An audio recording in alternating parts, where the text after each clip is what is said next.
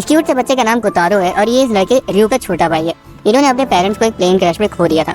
आज एक स्कूल की चेयरवुमन से मिलने जा रहे हैं जिसके बच्चे भी उसी प्लेन क्रैश में चल बसे थे और अब वो उन्हें गोद लेना चाहती है। कमरे में आते ही चेयरवुमन बोलती है कि वो इतनी देरी से क्यों आ रहे, वो सुबह से उनका इंतजार कर रही थी। उसके जवाब में कोतारो उसे बुढ़िया कह देता है। रयू तुरंत उसका मुंह बंद कर लेता है, उससे माफी मांगता है। उसके बाद चेयरवुमन कहती है कि वहाँ रहने के बदले रयू को उसके स्कूल में बेबी सिटर की पार्ट टाइम जॉब करनी होगी। बाद में सेगावा उन्हें डे केयर तक ले जाता है जहाँ वो देखते हैं कि बच्चे आपस में खेल रहे हैं। सेगावा बताता है कि बेबी सिटर क्लब है जो कि चेयरवुमन के बेटे ने खोला था, लेकिन कोई भी उसे ज्वाइन नहीं करना चाहता था, इसलिए वो कभी खुला ही नहीं। रयू कहता है कि क्लब का पहला मेंबर होने के नाते वो क्लब के लिए जो कुछ भी कर सकता है वो करेगा। सेगावा अपने आंसू पोंछने लगता है ये कहते हुए कि उसकी बात सुनकर उसकी आगे बढ़ाएं। उसके बाद वो रयू को गुड लक कहकर वहाँ से चला जाता है। रयू रूम का दरवाजा खोलता है और सभी बच्चे खेलना बंद करके उनकी तरफ देखने लगते हैं। बच्चे एक लड़के के पीछे जाके छिप जाते हैं और उनमें से एक बच्चा उस लड़के के कान में चिल्ला देता है और वो जाग जाता है। रयू खुद को इंट्रोड्यूस करता है कि वो नया बेबी सिटर है। लड़का कहता है कि उसने उनके बारे में सुन रखा है। वो अपना नाम यूसेदा बताता है जो कि उसी स्कूल से पढ़ा है और वहाँ का इकलौता केयरटेकर है। बच्चे यूसेदा से पूछते हैं कि क्या वो उनके साथ खेल सकते हैं। यूसेदा कहता है कि पहले तुम सब खुद को इंट्रोड्यूस करो और सभी बच्चे एक साथ अपना नाम चिल्लाने लगते हैं। यूसेदा उनसे एक एक करके लाइन से अपना नाम बताने को कह रहा है। पहली बच्ची है किरिन, दूसरा ताका, तीसरा ताकुमा जिसका जुड़ा भाई काजुआ और सबसे छोटी मिलोरी। उसके बाद रयू कोतारो को इंट्रोड्यूस करता है, उसे नीचे उतारता है। ताका उसे शैतान बुलाने लगता है और सभी बच्चों से उस पर हमला करने को कहता है। रयू उन्हें रोक देता है और कहता है कि वो उनके लिए शैतान बन सकता है। वो सभी उस पर हमला कर देते हैं। कोई उसे तलवार भोंक रहा था तो कोई उसका गला खींच रहा होता है। कोतारो देखता है कि उसके भाई को परेशान किया जा रहा है, इसलिए वो उसे बचाने जाता है, लेकिन हर बार पीछे ढकेल दिया जाता है। उसे समझ नहीं आ रहा था कि वो क्या करे। रयू कहता है कि वो ठीक है और उसे कहीं और जाके खेलने को कहता है। कोतारो बुक शेल्फ के पास जाता है और एक किताब निकालता है और देखता है कि दूसरे बच्चों ने उसके भाई को घेर लिया है। यूसेदा उससे पूछता है कि क्या उससे अपना भाई वापस चाहिए। कोतारो मना कर देता है। फिर वो उससे पूछता है कि क्या मैं तुम्हारे लिए किताब पढ़ दूं, जिस पर कोतारो अपना सिर हिलाते हुए रयू की तरफ देखता है। यूसेदा को समझ आ जाता है कि उसे अकेलापन महसूस हो रहा है, इसलिए वो उसका सिर हिलाते हुए कहता है कि रयू तब तक उसे नहीं नोटिस कर पाएगा जब तक वो उसे खुद नहीं बुलाएगा। उसके बाद यूसेदा रयू को बुलाता है और बताता है कि उसकी शिफ्ट ओवर हो गई है। वो मिडोरी को रयू को देता है और पूछता है कि क्या वो बच्चों को अकेले संभाल लेगा। रयू कहता है कि हाँ वो संभाल लेगा। यूसेदा जाते जाते सोच रहा था कि अगर रयू कहता तो वो रुक जाता। अब रयू मिडोरी का डायपर बदलता है और ताका उसके बाल खींचने लगता है। किरिन उसके पास आती है और पूछती है कि क्या उसे भूख लगी है क्योंकि उसने खाना बनाया है। उसके बाद वो मिडोरी को पकड़ लेती है और कहती है कि मैं तुम्हारी माँ बनूंगी और तू मेरी बेटी। रयू उसे रोकता है और कहता है कि इसमें खतरा हो सकता है। अचानक से किरिन बौरा जाती है क्योंकि दोनों जुड़वा भाई ने उसका पूरा खाना फैला दिया था। काजुमा गिर जाता है और रोने वाला होता है, लेकिन रयू उसे उठा लेता है। ताकुमा उसे सहलाने लगता है और कहता है कि ए दर्द छू मंतर हो जा, और काजुमा को थोड़ा ठीक लगने लगता है। किरिन अपने फैले हुए खाने को देखकर गुस्से में थी, इसलिए रयू उसका मन बहलाता है। दूसरी तरफ मिडोरी रोना शुरू कर देती है और रयू से गोदी लेता है। ताका फिर से उस पर चढ़ जाता है, उसका कान खींचने लगता है। रयू कोतारो की तरफ देखता है और पूछता है कि क्या वो ठीक है, और कोतारो अपना सिर हिलाता है। ताका फिर से उस पर चढ़ जाता है और रयू का ध्यान भटका देता है। तभी बच्चों की मम्मियाँ आ जाती है और बच्चे दौड़ कर उनके पास चले जाते हैं। किरिन की मम्मी पूछती है कि वो कौन है और रयू खुद को इंट्रोड्यूस करता है। उसके बाद बच्चों की मम्मियाँ भी खुद को इंट्रोड्यूस करती हैं। मिडोरी की मम्मी का नाम युकारी, ताकुमा और काजुमा की मम्मी यूमी और किरिन की मम्मी याओई। रयू कहता है उसे उनसे मिलकर अच्छा लगा और अपने छोटे भाई कोतारो को भी इंट्रोड्यूस करता है। कोतारो किताब पढ़ने में बिजी होता है, वो सभी उसे हाय बोलती हैं। उसके बाद वो सब चली जाती हैं। जैसे ही रयू अंदर आता है तभी अचानक से ताका का बड़ा भाई वहाँ आ जाता है और कहता है ताका चलने का समय हो गया है। वो रयू की तरफ देखता है और पूछता है कि तुम कौन। रयू कहता है कि वो वहाँ का दूसरा बेबी सिटर है और मिडिल स्कूल के 3rd ईयर में है। ताका का बड़ा भाई बताता है कि वो हयाटो है और उसी का बैचमेट है और पूछता है कि क्या वो ट्रांसफर स्टूडेंट है। रयू कहता है कि हाँ, और वो सोचता है कि वो थोड़ा डरावना तो दिखता है लेकिन दिल का साफ लगता है। ताका अपने भाई को बताता है कि वो घर नहीं जाएगा। हयाटो कहता है कि नहीं तुम चलोगे। ताका बोलता है कि नहीं, वो रयू के साथ थोड़ी देर और खेलना चाहता है। हयाटो उसके सिर पर टपली बजा देता है और ताका रोने लगता है। रयू कहता है कि इसे ताका को मारने की जरूरत नहीं है। ताका हयाटो के पैर में मुक्के मारने लगता है और कहता है कि वो मतलबी है।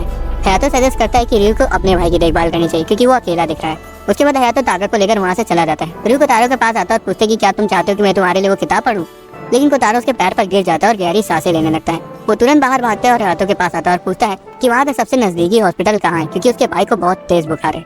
हयाटो तुरंत ताका को अपनी मम्मी के ऑफिस में छोड़ देता है और रयू के साथ हॉस्पिटल की ओर भागने लगता है। रास्ते में रयू खुद को कोसता है कि उसने अपने छोटे भाई को ऐसे ही बिल्कुल अकेला क्यों छोड़ दिया था। हॉस्पिटल में कोतारो बेड पर आराम कर रहा होता है और डॉक्टर रयू को बताता है कि बुखार शायद बदले हुए एनवायरनमेंट के स्ट्रेस की वजह से हुआ होगा और कुछ देर रेस्ट करने के बाद वो ठीक हो जाएगा। बाद में नर्स रयू को बताती है कि जब कोतारो उठ जाए तब वो उसे घर ले जा सकता है। रयू बाहर आता है और अपने पेरेंट्स को कोतारो के बारे में बताने की सोचता है, लेकिन तभी उसके आंसू फोन पर गिरने लगते हैं क्योंकि उसे याद आ गया था कि अब वो नहीं रहे। वही सोचकर रोने लगता है कि अब उसके मम्मी पापा कभी वापस नहीं आएंगे और अब सिर्फ उसके पास कोतारो ही है। तभी चेयरवुमन उसके सिर पर हाथ रखती है और कहती है कि आखिरकार तुम रो रहे हो। उसे अंतिम संस्कार का दिन याद आता है जब उसने देखा था कि सिर्फ रयू और कोतारो ही थे जो नहीं रोए। वो रयू को बताती कि जो चले गए वो वापस नहीं आएंगे, लेकिन इसका मतलब ये नहीं है कि वो इस दुनिया में अकेले हैं। ये सुनकर रयू की आंखों से और आंसू आने लगते हैं। बाद में रयू हॉस्पिटल के अंदर जाता है और नर्स रोते हुए कोतारो के साथ बाहर आती है। वो बताती है कि जब से वो उठा है तब से रोए जा रहा है। कोतारो उसके पास जाने के लिए अपना हाथ आगे बढ़ाता है और रयू उसे गले लगा लेता है। रयू को लगता है कि कोतारो को भी समझ आ गया है कि अब वो अपने मम्मी पापा को कभी नहीं देख पाएंगे। उस रात चेयरवुमन उन्हें कंबल बनाने आती है। उसके जाने के बाद र्यू की आंखों में आंसू आ जाते हैं क्योंकि उसे समझ आ गया था कि चेयरवुमन सही थी कि कोई भी अकेला नहीं होता। अगली सुबह चेयरवुमन साइकावा से पूछती कि ये बेकार फूल कहाँ से आए। साइकावा बताता है कि र्यू और कोतारो उन फूल को उनके लिए तोड़ के लाए थे। उसके बाद वो उन्हें फेंकने जा रहा होता है, लेकिन चेयरवुमन उसे रोक देती है और शर्माती हुई कहती कि अब उसने अपना मन बदल लिया है। इस बीच क्लास में टीचर र्यू से खुद को इंट्रोड्यूस करने को कहती है। पहले वो थोड़ा खिलाता है, लेकिन हियातो को देखकर उसे कॉन्फिडेंस आता है और वो खुद को इंट्रोड्यूस करता है। डे केयर में ताका कोतारो से पूछता है कि क्या वो उसके साथ उसकी फेवरेट बुक पढ़ना चाहेगा। कोतारो अपना सिर हिलाता है और सभी बच्चे खुश हो जाते हैं। बाद में र्यू पावर रेंजर्स की बुक पढ़ता है और ताका कहता है कि वो रेड रेंजर है, लेकिन ताकुमा रेड रेंजर बनना चाहता था और उसका भाई भी वही बनना चाहता था। किरण कहती है कि वो तो पिंक रेंजर है और युसेदा मिडोरी को गोदी में लिए सो जाता है। अगली सुबह र्यू उठता है और देखता है कि कोतारो उसकी छाती पर लेटा हुआ है।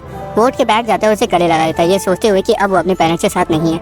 अचानक से र्यू चौंक जाता है क्योंकि चेयरवुमन जोर से दरवाजा खोलकर उसे बिस्तर से निकल के स्कूल के लिए तैयार होने को कहती है। शिकावा कहता है कि उसने पहले ही उनका नाश्ता और लंच तैयार कर दिया है। चेयरवुमन उन्हें लेक्चर दे रही थी कि तभी कोतारो उसके बाल पकड़ लेता है और उसे बुढ़िया कहने लगता है। वो उसे वार्निंग देती है कि अगर उसने एक और बार उसे बुढ़िया बुलाया तो वो उसके बाल अपनी ही तरह कटवा देगी। उसके बाद र्यू को उसकी स्कूल यूनिफॉर्म दिखाती है क्योंकि अब वो उसके स्कूल में पढ़ने वाला था। र्यू सोचता है कि उसने उसके लिए तकलीफ उठाकर एक नई यूनिफॉर्म खरीदी, इसलिए वो बुढ़िया को शुक्रिया कहता है। डे केयर में कोतारो अपने जूते उतार रहा होता है और युसेदा तो हैरान था कि उस खुसट बुढ़िया ने र्यू को यूनिफॉर्म खरीद कर दी। उसके बाद वो कोतारो को बताता है कि वो क्लास जा रहा है और लंच टाइम तक वापस आ जाएगा। क्लास की ओर जाते वक्त उसे शर्म आ रही थी क्योंकि कॉरिडोर में खड़े सभी बच्चे उसे घूर रहे थे। उसी वक्त यातो उसके सामने आ जाता है और बताता है कि वो उसे इसलिए घूर रहे हैं क्योंकि र्यू अपने साथ बच्चों को भी ले आया है। र्यू पीछे मुड़ता है और पूछता है कि वो वहाँ क्या कर रहे हैं। ताका समझाता है कि कोतारो उसका पीछा करना चाहता था, इसलिए वो भी उसके साथ आ गए। कोतारो र्यू के पास चला जाता है और सभी बच्चे र्यू से उसके साथ खेलने को कहते हैं। यातो ने शांत करने के लिए मुक्का दिखाता है, जिस वजह से ताका रोते हुए वहाँ से भाग जाता है और एक डरावनी सी लड़की से जाकर टकरा जाता है। वो पूछती है कि बच्चे यहाँ क्या कर रहे हैं और कहती कि क्या उन्होंने स्कूल को प्लेग्राउंड समझ लिया है। बच्चे डर के मारे रोने लगते हैं और र्यू के पीछे छिप जाते हैं। वो माफी मांगते हैं और बच्चों को डे केयर में वापस ले जाता है। इस लड़की का नाम इनोमाटा है और ये स्कूल की टॉपर है, लेकिन उसके बर्ताव की वजह से सभी स्टूडेंट उसे बेकार कमेंट पास कर रहे थे कि वो कितनी मतलबी है। हालांकि वो उन्हें इग्नोर करके आगे चली जाती है। र्यू और हाथों ने डे केयर में वापस ले आते हैं और देखते हैं कि युसेदा घोड़े बेचकर सो रहा है। हाथों से मुक्का मारकर जगाता है। र्यू देखते हैं कि कोतारो उदास लग रहा है, इसलिए उसे बहलाने के लिए उसका सिर सहलाता है। तभी इनोमाटा वहाँ आ जाती है और ताका को उसका लंच देती है जो कि वो भूल आया था। वो लंच उसकी मम्मी ने भिजवाया था जो कि उनके स्कूल में टीचर थी, लेकिन उसको वहाँ देखते ही बच्चे डर के मारे कांपने लगते हैं। जैसे ही इनोमाटा वहाँ से जाने वाली थी तभी युसेदा के पेट में बहुत तेज दर्द होने लगता है और वो हाथों से उसे नर्स के ऑफिस ले जाने को कहता है और र्यू और इनोमाटा से उसकी गैर मौजूदगी में बच्चों का ध्यान रखने को कहता है। वो लोग कुछ नहीं बोल पाए और बस उसे जाते हुए देखते रह गए। र्यू इनोमाटा से कहता है कि वो बच्चों को अकेले संभाल लेगा, इसलिए वो अपनी क्लास में वापस जा सकती है। वो कहती है कि वो युसेदा के दिए हुए काम को पूरा करेगी। हालांकि बच्चे उसे डर के मारे र्यू के पीछे जाके छिप जाते हैं। बाद में इनोमाटा मिडोरी को गोदी लेने का ऑफर करती है। वो शर्म के मारे पूरी लाल हो जाती है और तेजी से बोलती है कि वो सिर्फ मदद करना चाहती है। उसकी आवाज़ से मिडोरी उड़ जाती है। वो रोने लगती है और र्यू उसे चुप कराता है। ताका से तलवार चुबो देता है और सभी बच्चों से चुड़ैल बोलकर उस पर हमला कर देते हैं। इनोमाटा गुस्सा हो जाती है और उन्हें डराते हुए कहती है वो चुड़ैल किसे बोल रहे हैं। तभी र्यू देखता है कि इनोमाटा रो रही है, इसलिए वो सभी बच्चों से उसके साथ बुरा बर्ताव करने के लिए माफी मांगने को कहता है। हालांकि इनोमाटा इस तरह की जबरदस्ती वाली माफी नहीं सुनना चाहती थी। उसे तो र्यू के लिए बुरा लग जाता है क्योंकि उसे इतने बदतमीज बच्चों को संभालना पड़ रहा है। र्यू मुस्कुराता है और कहता है कि वो उस पर बोझ नहीं है, लेकिन तभी इनोमाटा उसे पिलो फेंक कर मार देती है और कहती है कि मेरे सामने इस तरह मत मुस्कुराओ। वो उस पर चीजें फेंकती जाती है और रोते हुए कहती है कि बच्चे र्यू को तो पसंद करते हैं, लेकिन उसे कोई पसंद नहीं करता। पढ़ाई ही एक ऐसी चीज है जिसमें वो अच्छी है। किरण उसके पैर पर अपना हाथ रख देती है और इनोमाटा अपने आंसू पोंछती है। किरण कहती है कि मत रो और सभी बच्चे आंसू भरी आंखों से उसकी तरफ देखते हैं। वो उन्हें गले लगा लेती है और सभी बच्चे उसे सॉरी कहते हैं और वो जल्द ही बच्चों के साथ सो जाती है। बाद में कोतारो अपनी टी शर्ट में बने हुए टाइगर को देखता है और र्यू पूछता है कि वो उसे क्यों देख रहा है। किरण बताती कि वो दुखी है क्योंकि ताका ने उसकी बेइज्जती करती थी, ये कहकर कि जो बिना असली शेर देखे शेर की टी शर्ट पहनते वो भोंदू होते हैं। ताका कहता है कि इसमें मैंने गलत क्या बोला। हायातो उसके सिर पर मुक्का जड़ देता है और कोतारो को उसका मजाक उड़ाने के लिए डांटता है। ताका रोने लगता है और कहता है कि भाई आप हमेशा मेरे साथ ऐसा ही करते हैं और आप मुझसे नफरत करते हैं। हायातो एकदम सीधा सीधा बोल देता है कि ना तो वो उसे नफरत करता है और ना ही उसे पसंद करता है। जिसे सुनकर ताका और रोने लगता है और युसेदा के पास भाग जाता है। वो चिल्लाता है कि भाई मैं तुमसे नफरत करता हूँ। हायातो ताका को उठा लेता है और उसे घर ले जाता है। बाद में र्यू कोतारो से वीकेंड में जू चलने को कहता है, जिसे सुनकर बाकी बच्चे भी उसके साथ वहाँ जाने को कहने लगते हैं। युसेदा आता है और कहता है कि उसे सभी बच्चों को वहाँ ले जाना चाहिए और वो भी साथ में चलने के लिए तैयार है क्योंकि उसे वीकेंड्स में काम करने के एक्स्ट्रा पैसे मिलेंगे। रात में खाने के वक्त र्यू चेयरवुमन से ट्रिप पे जाने की परमिशन मांगता है। वो मान तो जाती है, लेकिन युसेदा को एक्स्ट्रा पैसे देने से मना कर देती है क्योंकि बच्चों की मम्मियाँ भी साथ में जा रही थी। र्यू उन्हें भी साथ में चलने के लिए पूछता है, लेकिन वो मना कर देती है कहते हुए कि उस जगह से जानवरों की बदबू आती है। ट्रिप के दिन साइकावा र्यू को एक बड़ा सा लंच बॉक्स देता है और ट्रिप के लिए कुछ पैसे देता है जो कि चेयरवुमन ने उसे दिए थे। जू में र्यू युसेदा को वो पैसे देता है जो चेयरवुमन ने उसे दिए थे। हालांकि वो मना कर देता है। वो बच्चों की फोटोज खींचता है और उनके पापा को भेजता है जो कि वहाँ नहीं आ पाए। हायातो वहाँ अपनी बेसबॉल ड्रेस पहनकर आता है और ताका को उतार देता है क्योंकि उसे प्रैक्टिस पर जाना था। अब उनकी जू की ट्रिप शुरू हो जाती है और बच्चे सबसे पहले हाथी को देखकर हैरान हो जाते हैं। युसेदा उनकी अलग अलग जानवरों के साथ फोटो देता है। बच्चे शेर को पिंजरे में से दहाड़ते हुए देखकर बहुत डर जाते हैं और अपनी मम्मियों के पास भाग जाते हैं और डर के मारे कांपने लगते हैं। कोतारो अभी भी निडर शेर के सामने खड़ा होता है। हालांकि जब र्यू उसे देखता है तो पाता है कि वो डर के मारे जम चुका है। वो उसे उठाता है और सोचता है कि अगर वो जंगल में होते तो सबसे पहले शेर कोतारो को ही खाता। बाद में वो लोग प्यारे प्यारे शेर के बच्चों को देखते हैं। योशिदा कहते हैं कि अब लंच का समय हो गया है, इसलिए रियो रॉकर से अपना लंच लेने चला जाता है। वो देखते हैं कि कोतारो किसी चीज को ध्यान से देख रहा है। जब रियो मुड़ता है तो पाता है कि वो किसी परिवार को देख रहा था और वो तुरंत उनकी जगह अपने परिवार को इमेजिन करने लगता है। तभी योशिदा उसे खाने के लिए बुला लेता है। मम्मी से कहा कि रियो लंच बॉक्सेस की तारीफ करती है जिसमें कई सारे प्यारे जानवर बने हुए थे। लंच के बाद योशिदा बच्चों की खरगोश के साथ तस्वीर लेता है, ये सोचते हुए कि उनके पापा लोग तो वो फोटो जरूर खरीदेंगे। तभी कोतारो एक भेड़ को देखकर उसे चेयरवुमन के साथ कंपेयर करने लगता है। वो दोनों उसके पास चले जाते हैं और योशिदा उनके फोटोज लेता है। बाद में ताका कोतारो को एक बात दिखाने ले जाता है और डींगे हाकता है कि उसके नाम का मतलब भी बाज है। रियो बताता है कि जो फैल्कन वहाँ बैठा उसके नाम हायाबुसा में हयातो का हाया भी है।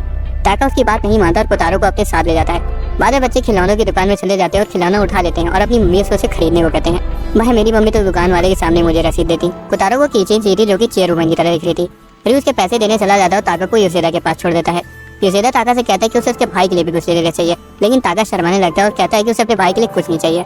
तभी वो किसी को देखता है और उसे अपना भाई समझ लेता है और उसके पीछे भागने लगता है। योशिदा उसे वहाँ से जाते हुए नहीं देख पाता क्योंकि वो उसके लिए खिलौना चुन रहा था। सभी योशिदा के पास आते हैं लेकिन ताका वहाँ नहीं था। दिन ढलने लगता है और ताका अपने भाई के पीछे भागा जा रहा था, लेकिन तभी आदमी अपनी घड़ी का समय देखता है और तब ताका को समझ आता है कि वो उसका भाई नहीं है। वो वापस जाने का फैसला करता है लेकिन लड़खड़ा कर गिर जाता है। जब उसे रियलाइज होता है कि वो खो चुका है तब वो अपने भाई का नाम लेते हुए रोने लगता है। तभी हयातो वहाँ आ जाता है और उसे उठा लेता है। वो उसे भोंदू कहता है और बताता है कि एक आदमी को इतनी छोटी सी चीज के लिए कभी नहीं रोना चाहिए। रियो भी वहाँ आ जाता है और ताका के साथ हयातो को देखकर उसके जान में जान आती है।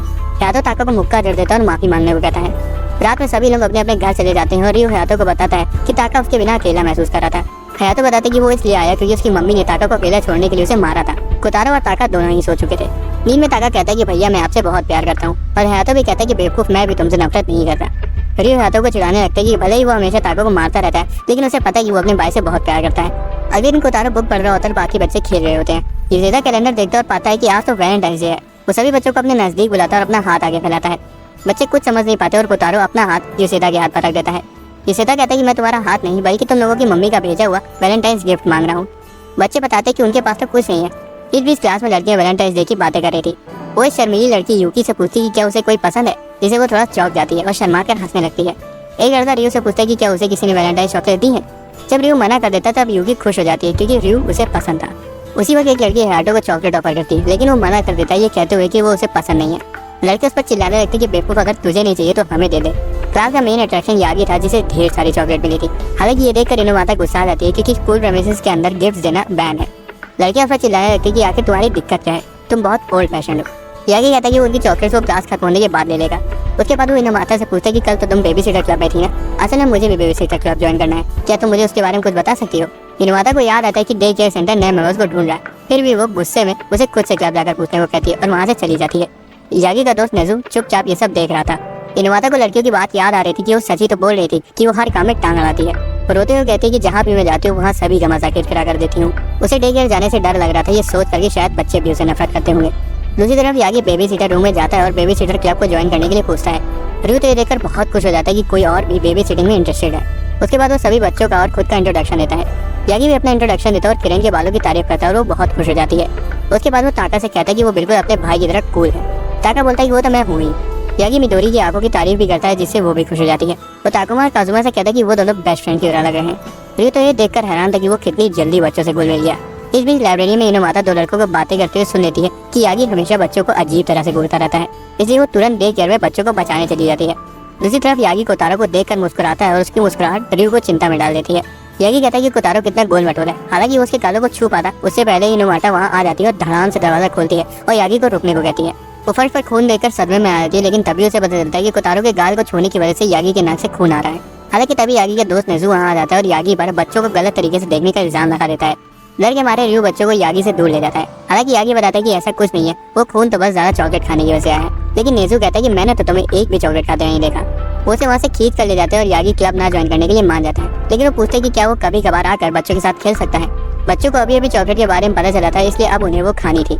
यागी उन्हें कुछ चॉकलेट ऑफर करने जाता है लेकिन नेजू उसे रोक देता है। बच्चे इनोमाता से चॉकलेट मांगने जाते हैं लेकिन वो कहती है कि वो स्कूल के रूल्स के खिलाफ है और बच्चे रोने लगते हैं। हालांकि वो उनसे कहती है कि वो कल उनके लिए चॉकलेट्स ले आएगी और वो खुशी के मारे उछलने लगते हैं। स्कूल खत्म होने के बाद रियो और इनोमाता साथ में घर जाते हैं। रास्ते में वो इनोमाता से रुकने के लिए बोलता है और एक स्टोर में चला जाता है। कुछ देर बाद रियो वापस आता है और कोतारो उसे एक चॉकलेट का बॉक्स देता है। रियो कहता है कि स्कूल के बाहर तो चॉकलेट दी ही जा सकती है, जिस पर इनोमाता कहती है कि बाकी लोग तो कहते हैं कि वो बहुत ओल्ड फैशन है। रियो कहता है कि उसे उसकी यही बात तो पसंद है और गुड बाय कहकर वहाँ से चला जाता है। इनुमाता तो शर्म से पूरी लाल हो जाती है। यूकी छुपकर उनका पीछा कर रही थी और सोच रही थी कि क्या वो दोनों रिलेशनशिप में है। इस बीच यागी बच्चों के लिए चॉकलेट्स खरीद रहा था और नेज़ू को बताता है कि वो इमेजिन कर सकता है कि जब कोतारो चॉकलेट्स खाएगा तो कितना क्यूट लगेगा। ये सोच कर इसके नाक से खून आ जाता है। रात में सेकावा रियू और कोतारो को चॉकलेट्स ऑफर करता है जो उसने खुद बनाई थी। कोतारो चॉकलेट खाने की कोशिश करता है, इसी से सेकावा उसकी मदद कर देता है। चॉकलेट लेने के बाद कोतारो अपने भाई से मुंह खोलने को कहता है और रियू उसे खा लेता है और कोतारो को शुक्रिया कहता है और कोतारो खुश हो जाता है। इस बीच इनुमाता बच्चों के लिए सबसे अच्छे चॉकलेट्स ढूंढने की कोशिश कर रही थी। अगली सुबह फिजिकल की क्लास में लड़के ठंड के मारे कांप रहे थे। रियू हयातो से पूछता है कि वो इतनी ठंड में सीधा कैसे खड़ा है, जिस पर हयातो कहता है कि उसे ठंड नहीं लगती और लड़के बोलते हैं कि तुम पत्थर हो क्या। तभी यूसेदा बच्चों को एक ट्रॉली में ले आता है और बच्चे यूसेदा को उसे खोलने को कहते हैं। उसे खोलते ही सभी बच्चे रियू के पास भाग जाते हैं और रियू खुश हो जाता है। रियू यूसेदा से उस ट्रॉली के बारे में पूछता है और वो बताता है कि जब उसे कहीं जाना होता है तो वो बच्चों को उसी में बैठा देता है ताकि वो जानवरों की तरह इधर उधर न भागे। बच्चे कहते हैं कि यूसेदा बेवकूफ, हम जानवर नहीं है। जिस पर यूसेदा में डराते हुए कहते हैं कि क्या हुआ अगर तुम लोगों को कोई अजीब आदमी किडनैप कर ले और एक अंधेरे कमरे में बंद कर दे, तब तुम्हारी आवाज कोई नहीं सुनेगा और वो आदमी तुम्हें कच्चा चबा जाएगा। रियू यूसेदा से उन्हें ना डराने के लिए कहता है क्योंकि वो सच में काफी डर गए थे, लेकिन वो बच्चों को अजनबियों से दूर रहने को जरूर कहता है। बाकी लड़के देखते हैं कि रियू के आसपास बच्चे होने की वजह से उसे ठंड नहीं लग रही है, इसलिए वो भी बच्चों की तरफ बहुत अजीब तरह से जाने लगते हैं। उन्हें पकड़ते हैं और तो और उनके लिए लड़ने तक लगते हैं। एक अजनबी आदमी दूर से बच्चों को देख रहा था। रियू दो स्टूडेंट्स को किरिन को लेने से रोक रहा था जो कि यूसेदा के पीछे छिपी हुई थी। ताका अपने भाई के पास जाता है और उससे मदद मांगता है। एक लड़का काजुमा को पकड़ लेता है और वो डर के मारे रोने लगता है। रियू ताकुमा को झाड़ियों में घुसते हुए देख लेता है और उसे वापस आने को कहता है। वो अजनबी उसके सामने उसे उठाने के लिए तैयार थे। वो उसे पकड़ लेता है और रियू कोतारो को एक लड़के को देखकर ताकुमा को बचाने के लिए भागने लगता है और अजनबी से उसे छोड़ने को कहता है। या तो अपना जूता निकाल लेता है और अजनबी को दे मारता है जो कि सीधा उसके सिर पे जा लगता है। ताकुमा उसे गिरते हुए देखकर हंस रहा था। यूसेदा हाथों की निशानी की तारीफ करता है तो वहीं रियू पूछता है कि क्या ताकुमा उस आदमी को जानता है। ताकुमा मुस्कुराते हुए कहता है कि वो उसके और काजुमा के पापा हैं। ले गए सेंटर में आदमी गड़बड़ी के लिए माफी मांगता है। रियू पूछता है कि वो इतने अजीब तरह से झाड़ियों में छुपे हुए थे। यूसेदा बताता है कि वो एक एक्टर है और उसने अभी रिसेंटली एक टूथब्रश कंपनी के लिए काम किया है और वो बहुत फेमस है। कोसुके बताता है कि वो नहीं चाहता कि कोई उसे पहचाने और सीन क्रिएट हो जाए, लेकिन रियू और हयातो से नहीं सकते थे। ये जानकर कोसुके कोने में बैठकर रोने लगता है क्योंकि जितना वो सोच रहा था वो उतना फेमस नहीं था। वो बताता है कि पिछले 6 महीने से उसे अब जाकर छुट्टी मिली है, इसलिए वो उस समय को अपने बच्चों के साथ बिताना चाहता था क्योंकि उसे लग रहा था कि वो कहीं उसे भूल ना जाए। रियू सजेस्ट करता है कि उसे उनके साथ डे केयर में समय बिताना चाहिए। कोसुके खुशी खुशी मान जाता है। रियू ताकुमा और काजुमा को बुलाता है और काजुमा को उठाकर उसके पापा को दे देता है, लेकिन काजुमा रोने लगता है। कोसुके दरवाजा खोलता है और कहता है कि मैं जा रहा हूँ। रियू से रोकता है और कहता है कि काजुमा को अनजान लोगों के नजदीक जाना पसंद नहीं है। ये दिलासा दे रहा है उसके गले पर नमक छिड़क रहा है। रियू कहता है कि अगर वो आज चला गया तो उसके और उसके लड़कों के बीच दूरियां और बढ़ जाएंगी। कोसुके की आंखों से पानी आने लगता है। रियू कहता है कि बच्चों के साथ बॉन्ड बनाने में वो उसकी मदद करेगा। तभी ताकुमा बोल देता है कि तुम तो रोतुड़ू हो। अब कोसुके ताकुमा के साथ खेलता है, लेकिन काजुमा रोते हुए उसे वापस देने को कहता है।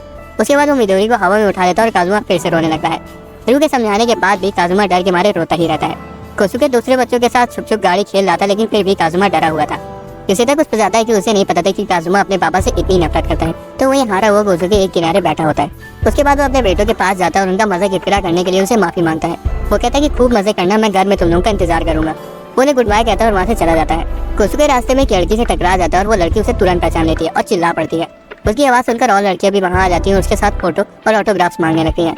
तभी उसे कहीं से पापा सुनाई देता है और वो देखता है कि रियू और हयातो ताकुमा और काजुमा को पकड़े हुए हैं। वो चाहते थे कि वो वापस आ जाए। कोसुके सुनकर बहुत ज्यादा खुश हो जाता है और भीड़ से निकलकर उनके पास जाने लगता है और पूछता है कि क्या अभी उन्होंने उसे पापा कहा।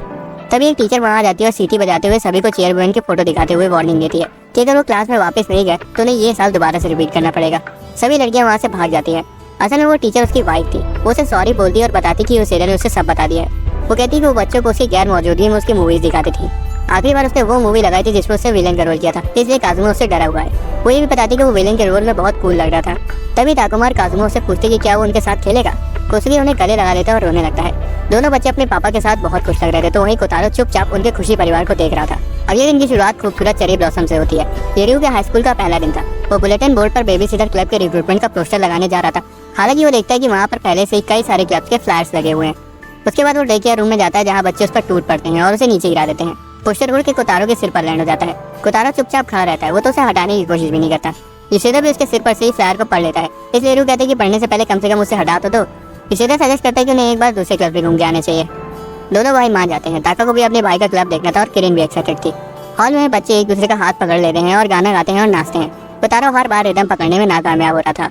रियू को शर्म आ रही थी क्योंकि सभी की नजर उसी पर थी। किरिन बेसब्री से ड्रामा क्लब का दरवाजा खोलती है, लेकिन वो अपनी मम्मी को भूत बनी हुई देखकर डर जाती है और ताकुमा को छोड़कर बाकी सब बच्चे भी डर जाते हैं।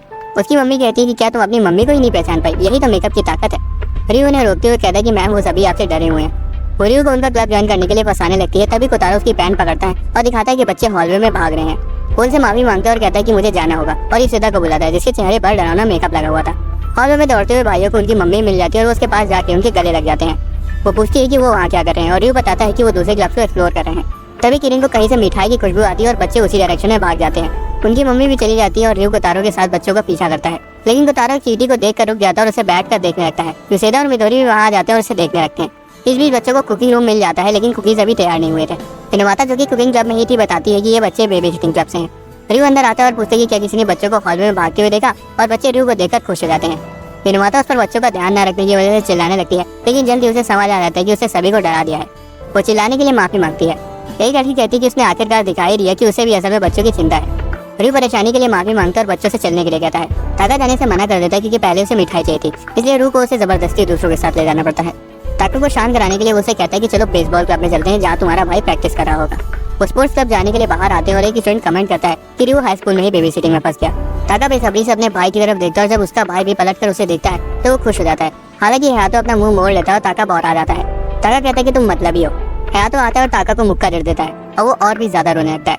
वो रयू को बताता है कि उनकी टीम बेकार है और एक प्लेयर चिल्लाता है कि उसने सब सुन लिया। रयू देखता है कि वो अपने दोस्तों के साथ कितना खुश है।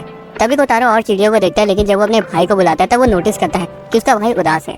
युशिदा को भी समझ आ जाता है कि रयू अकेला महसूस कर रहा है। बच्चे रयू को बुलाते हैं और पूछते हैं कि अब अगली जगह कहाँ जाना है। रयू कहता है कि उसे बेबी सिटर क्लब का पोस्टर लगाने के लिए जगह ढूंढनी है। वो अपने छोटे भाई से साथ आने को कहता है, लेकिन हैरानी से कोतारो मना कर देता है। रयू को बहुत बुरा लगता है कि उसने उसे मना कर दिया। उसके जाते ही कोतारो भी ग्रुप छोड़कर कहीं जाने लगता है। वो बुलेटिन बोर्ड के किनारे पोस्टर लगा देता है। उसके बाद वो दुखी हो जाता है कि उसके भाई तक ने उसके साथ आने के लिए मना कर दिया। तभी हयातो कोतारो के साथ वहाँ आता है और कहता है कि मुझे भी बेबी सिटर क्लब ज्वाइन करना है और ये रही मेरी एप्लीकेशन। असल में कोतारो ने उसे क्लब ज्वाइन करने के लिए मनाया था। हयातो कहता है कि कोतारो ने नोटिस कर लिया था कि तुम डिप्रेस्ड हो और तुम्हें दोस्त चाहिए। रयू हैरान था कि उसका भाई इतने अच्छे से उसे समझता है।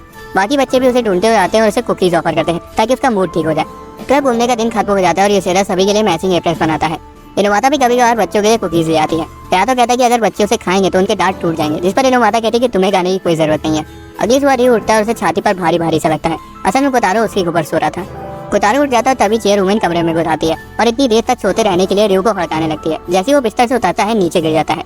उठने की कोशिश करता है लेकिन बार बार गिरता रहता है। उसके बाद चेयर वुमेन कोतारो को उससे ले लेती है और कहती है कि अगर उसे भी जुकाम हो गया तो अलग मुसीबत हो जाएगी। कोतारो दरवाजे पर ही खड़ा होता है और चेयर वुमेन उसे रयू के लिए दवा बनाने में उसकी मदद करने को कहती है। दूसरी तरफ रयू बिस्तर पर आराम कर रहा था। कोतारो चेयर वुमेन को जर्जर कह देता है। चेयर वुमेन पूछती है कि तुमने मुझे कहा या इस कंबल को। कोतारो दोबारा से उसे वही कह देता है और गुस्से में वो उस पर कंबल फेंक देती है और उसके पीछे आने को कहती है। किचन में चेयर वुमेन एक बड़े से चाकू से नींबू काटती है और कोतारो उसे ऐसा करते हुए देखकर शैतानी बुढ़िया बोल देता है। वो कोतारो से नींबू को उस छोटे से गिलास में निचोड़ने को कहती है ताकि वो रयू के लिए शहद और नींबू का घोल बना सके। कोतारो नीचे बैठ जाता है और नींबू को हिलाता है, लेकिन देखता है कि गिलास में तो कुछ गिरा ही नहीं। चेयर वुमेन पूछती है कि क्या मैं तुम्हारी मदद करूँ, लेकिन वो मना कर देता है। कुछ देर मशक्कत करने के बाद वो ग्लास में एक बूंद रस चुआने में कामयाब हो जाता है। वो उसे और रस निकालने को कहती है और कोतारो नींबू निचोड़ने में जुट जाता है। चेयर वुमेन को ड्रॉर में लेमन जूसर तो मिलता है, लेकिन फिर भी वो कोतारो को खुद से जूस निकालने देती है। वो नींबू निचोड़ लेता है, हालांकि जब वो खड़ा होता है तो बेचारा धोखे से ग्लास गिरा देता है। चेयर वुमेन उसे नींबू का दूसरा हिस्सा देती है और दोबारा से रस निकालने को कहती है। पहले वो रस को साफ करते हुए देखकर वो नोटिस करती है कि कोतारो काफी डिटर्मिन्ड है। बाद में चेयर वुमेन खाना लेकर आती है और पूछती है कि अब रयू की हालत कैसी है। सिकावा बताता है कि उसका बुखार कम हो गया और चेयर वुमेन कहती है कि अब उसे आराम करने दो। उसके दरवाजा बंद करते हुए रयू अपनी फैमिली के सपने देखने लगता है। उसके पेरेंट्स एक और ट्रिप पर जा रहे थे और इस बार वो कोतारो को भी अपने साथ ले जा रहे थे। रयू भीख मांगते हैं कि कोतारो को मत ले जाओ, ये सोच करके शायद वो भी कभी वापस ना आए। वो नींद में ही रोने लगता है, लेकिन कोतारो उसके बगल में होता है और अपने बड़े भाई के आंसू पोंछता है और उसकी आंखें जलने लगती है। चेयर वुमेन आती है और बताती है कि कोतारो के हाथों में नींबू का रस लगा हुआ है। वो उसे गर्मा गर्म काढ़ा देती है और बताती है कि कोतारो ने उसे बनाया है। उसको पीते वो भगवान को शुक्रिया कहता है कि उन्होंने उसके छोटे भाई को अपने पास नहीं बुलाया। रयू उसका सिर हिलाता है और कोतारो मुस्कुराता है। चेयर वुमेन कोतारो को उठा लेती है और बताती है कि अब उसे जाना होगा। बेचारे को लगा था कि दवाई खाने के तुरंत बाद उसका भाई ठीक हो जाएगा, लेकिन चेयर वुमेन बताती है कि रयू को अभी भी आराम की जरूरत है। रयू को चिंता थी कि कहीं कोतारो को भी सर्दी न लग जाए। बाद में वो चेयर के नीचे बैठा शोक मना रहा होता है। सिकावा उसे आइसक्रीम की लालच देकर बाहर बुलाने की कोशिश करता है, लेकिन वो बाहर नहीं आता। अगली सुबह मिदोरी की मम्मी मिदोरी को रयू को दे जाती है। रयू कोतारो से कहता है क्यों ना जब तक सब लोग नहीं आ जाते तब तक स्टोरी बुक पढ़ ली जाए। उससे पहले वो मिदोरी का डायपर बदल देता है, लेकिन पता चलता है कि डायपर तो खत्म हो गए हैं। जैसे ही वो डायपर निकालने के लिए ड्रॉर खोलता है तभी मिदोरी दरवाजे की तरफ भाग जाती है। उसी वक्त एक लड़का अंदर आ जाता है और वहाँ भरी बदबू उसके नाक में चढ़ जाती है। मिदोरी उसकी पैंट खींच लेती है और वो नीचे गिर जाता है। लड़का रोने लगता है और रयू से कुछ करने को कहता है। बाद में वो बैठकर बात करते हैं और लड़का पूछता है कि क्या बदबू फैलाने का क्लब है। वो दोनों बात कर रहे होते हैं और कोतारो सिंड्रेला के पीछे बुक पकड़े खड़ा हुआ था। लड़का मिदोरी को बदबू की खदान बताता है और कोतारो को एक स्पेस कैरेट। वो पूछते हैं कि क्या वो मिदोरी नाम की बच्ची की बेबी सिटिंग भी कर रहा है, क्योंकि उसे नहीं पता था कि जिसे वो बदबू की खदान बुला रहा है वही मिदोरी है। रयू पूछता है कि वो उसे क्यों ढूंढ रहा है और लड़का बताता है कि उसे अपने होने वाली बेटी का चेहरा देखना है। रयू कंफ्यूज हो जाता है और पूछता है कि तुम अभी भी स्कूल में पढ़ते हो ना। लड़का कहता है कि लेकिन मैं तुमसे 1 साल बड़ा हूँ और तुम मुझे इनुई सेंपाई कहकर बुलाओ। रियू बताता है कि मिडोरी की मॉम तो पहले से मैरिड है, लेकिन इनुई बस मुस्कुराता है और कहता है कि ये सब प्यार में नहीं देखा जाता। रियू हड़बड़ाने लगता है और इनुई कहता है कि बच्चे अभी तुम ये सब नहीं समझोगे क्योंकि तुम्हें कभी प्यार हुआ ही नहीं। उसके बाद वो उठ कर चला जाता है, ये मानते हुए कि मिडोरी वहाँ नहीं है। बाद में ये सीधा रियू के सामने हाथ हिलाता है। असल में इनुई की बातें सुनकर वो बैठे बैठे ही बेहोश हो गया था। किरिन उन्हें बताती है कि वो अपनी आंखें खुली रखकर सो रहा था। बेचारा कोतारो अभी तक सिंड्रेला की बुक लिए रियू का उसे पढ़कर सुनाने का इंतजार कर रहा था, लेकिन रियू कहता है कि वो बाद में पढ़ देगा। उसके बाद वो मिडोरी के पापा के बारे में पूछता है। इजेदा बताता है कि वो फिलहाल देश के बाहर है। इसे तो कंफर्म हो जाता है कि मिडोरी की मॉम ना तो विधवा है और ना ही डिवोर्स। रियू तो ये सोचकर घबरा जाता है कि कहीं वो इनुई के साथ अपने हस्बैंड को चीट तो नहीं कर रही है। इसेदा रियू को चिढ़ाते हुए पूछते कि कहीं उसे बड़ी लड़कियां तो पसंद नहीं है। हालांकि रियू साफ मना कर देता है। क्लास में वो हयातो को इसके बारे में बताता है, जिस पर हयातो कहता है कि ये उनकी मर्जी है और तुम इन झंझटों से दूर रहो। क्लास शुरू हो जाती है, लेकिन रियू अभी भी मिडोरी की मम्मी और इनुई की रोमांटिक एक्सपीरियंस ना होने वाली बात पे खोया रहता है। उसे याद आता है कि लोग कहते हैं कि यूकी क्यूट है, इसलिए वो उसे घूरने लगता है, लेकिन उसे वो अट्रैक्शन महसूस नहीं होता। दूसरी तरफ यूकी शर्म से लाल हो जाती है जब उसे पता चलता है कि रियू उसे घूर रहा है। हॉल में भी वो सोच ही रहा होता है कि तभी उसके सामने इनो माता आ जाती है। वो उसे पूछता है कि चीटर्स के साथ क्या किया जाना चाहिए। वो कहती है कि चीटर्स को तो फांसी पर चढ़ा देना चाहिए। उसके बाद वो उससे पूछता है कि क्या कभी उसका कोई क्रश था, जिससे इनो माता दुखी हो जाती है क्योंकि वो चाह कर भी कभी लव एक्सपीरियंस कर ही नहीं पाई। रियू डे केयर सेंटर में वापस आ जाता है और देखता है कि बच्चे इनुई के पूरे शरीर पर नाक की गंदगी लगा रहे हैं। तो वहीं कोतारो अभी भी सिंड्रेला की किताब पकड़े हुआ था। रियू बच्चों को बुलाता है और उन्हें नाक साफ करने के लिए टिश्यू देता है। वो मिडोरी को पकड़ता है और बोलता है कि कमजोर लोगों के साथ बदतमीजी नहीं करनी चाहिए। रियू उसके पास आता है और कहता है कि मुझे पता चल गया है कि बदबू की खदानी मिडोरी है, तुमने मुझे पहले क्यों नहीं बताया। और तभी मिडोरी उसकी उंगली काट देती है। बच्चे भी उसे कमजोर बुलाने लगते हैं। रियू कहता है कि ऐसे किसी शादीशुदा लड़की जिसका पति जिंदा हो और यहाँ तक कि एक बच्ची भी हो, उसके पीछे पागल होना गलत है। रियू कहता है कि ऐसा नहीं है, उन्होंने नहीं बताया था कि उनका हस्बैंड बहुत दूर है और इसका मतलब तो यही बनता है कि वो मर चुका है, इसलिए मैं उन्हें सपोर्ट करना चाहता हूँ। तभी अचानक मिडोरी की माँ उसे लेने आ जाती है। इनुई जो कि पूरा लाल हो चुका था उनके पास जाता है और उनका हाथ पकड़ता है। बच्चे उसे उबला हुआ ऑक्टोपस कहने लगते हैं। इनुई हकलाता है और कुछ कहने जा रहा होता है, लेकिन तभी मिडोरी जोर जोर से रोने लगती है। वो मिडोरी को ले लेती है और उसे सुलाते हुए कहती है कि पापा जल्दी घर आ रहे हैं, जिसे सुनकर इनुई दंग रह जाता है। वो उसे उनके हस्बैंड के बारे में पूछता है और वो उसे बताती है कि वो टर्की से वापस आ रहे हैं। उसके बाद वो पूछती है कि तुम क्या कहने वाले थे। इनुई शर्माने लगता है और कहता है कि वो भूल गया। उसके बाद वो मिडोरी का ध्यान रखने का ऑफर करता है ताकि वो अपने हस्बैंड के साथ डेट पर जा सके और उन्हें थैंक्स कहती है। उसे जाने के बाद इनुई कोने में बैठ के शोक मना रहा होता है और बच्चे उसे अभी भी परेशान कर रहे होते हैं। गुस्से में यूजेदा से कहता है कि तुम्हें उनके हस्बैंड के बारे में पहले से पता था ना। यूजेदा कहता है कि उसे तो बस मजे लेने थे, इसलिए उसने कुछ नहीं बताया। इनुई शर्म के मारे अपना चेहरा ढक लेता है और कहता है कि उसने बिल्कुल बेवकूफ़ी का काम किया है। रियू कहता है कि ऐसा नहीं है, बल्कि वो उनके सामने बहुत कूल लग रहा था। इनुई कहता है कि शायद उसने ऑर्डर समझने में गलती कर दी, पहले प्यार फिर शादी और उसके बाद बच्चे होते हैं। उसके जाने के बाद रियू कोतारो की ओर देखता है और पाता है कि उसने अभी भी सिंड्रेला की किताब पकड़ी हुई है। वो उससे माफी मांगता है और सभी बच्चों के साथ बैठकर किताब पढ़ता है। उसके बाद वो मिडोरी और उसकी मॉम को उसके फादर के साथ खुशी खुशी मिलने के बारे में इमेजिन करता है। अगले दिन रियू नाम के ड्रैगन किंग ने डीमन क्वीन मिडोरी के शासन में पृथ्वी पर कब्जा कर लिया है, लेकिन डरने की कोई जरूरत नहीं क्योंकि 5 रेंजर्स पृथ्वी को बचाने के लिए वहाँ आ चुके थे।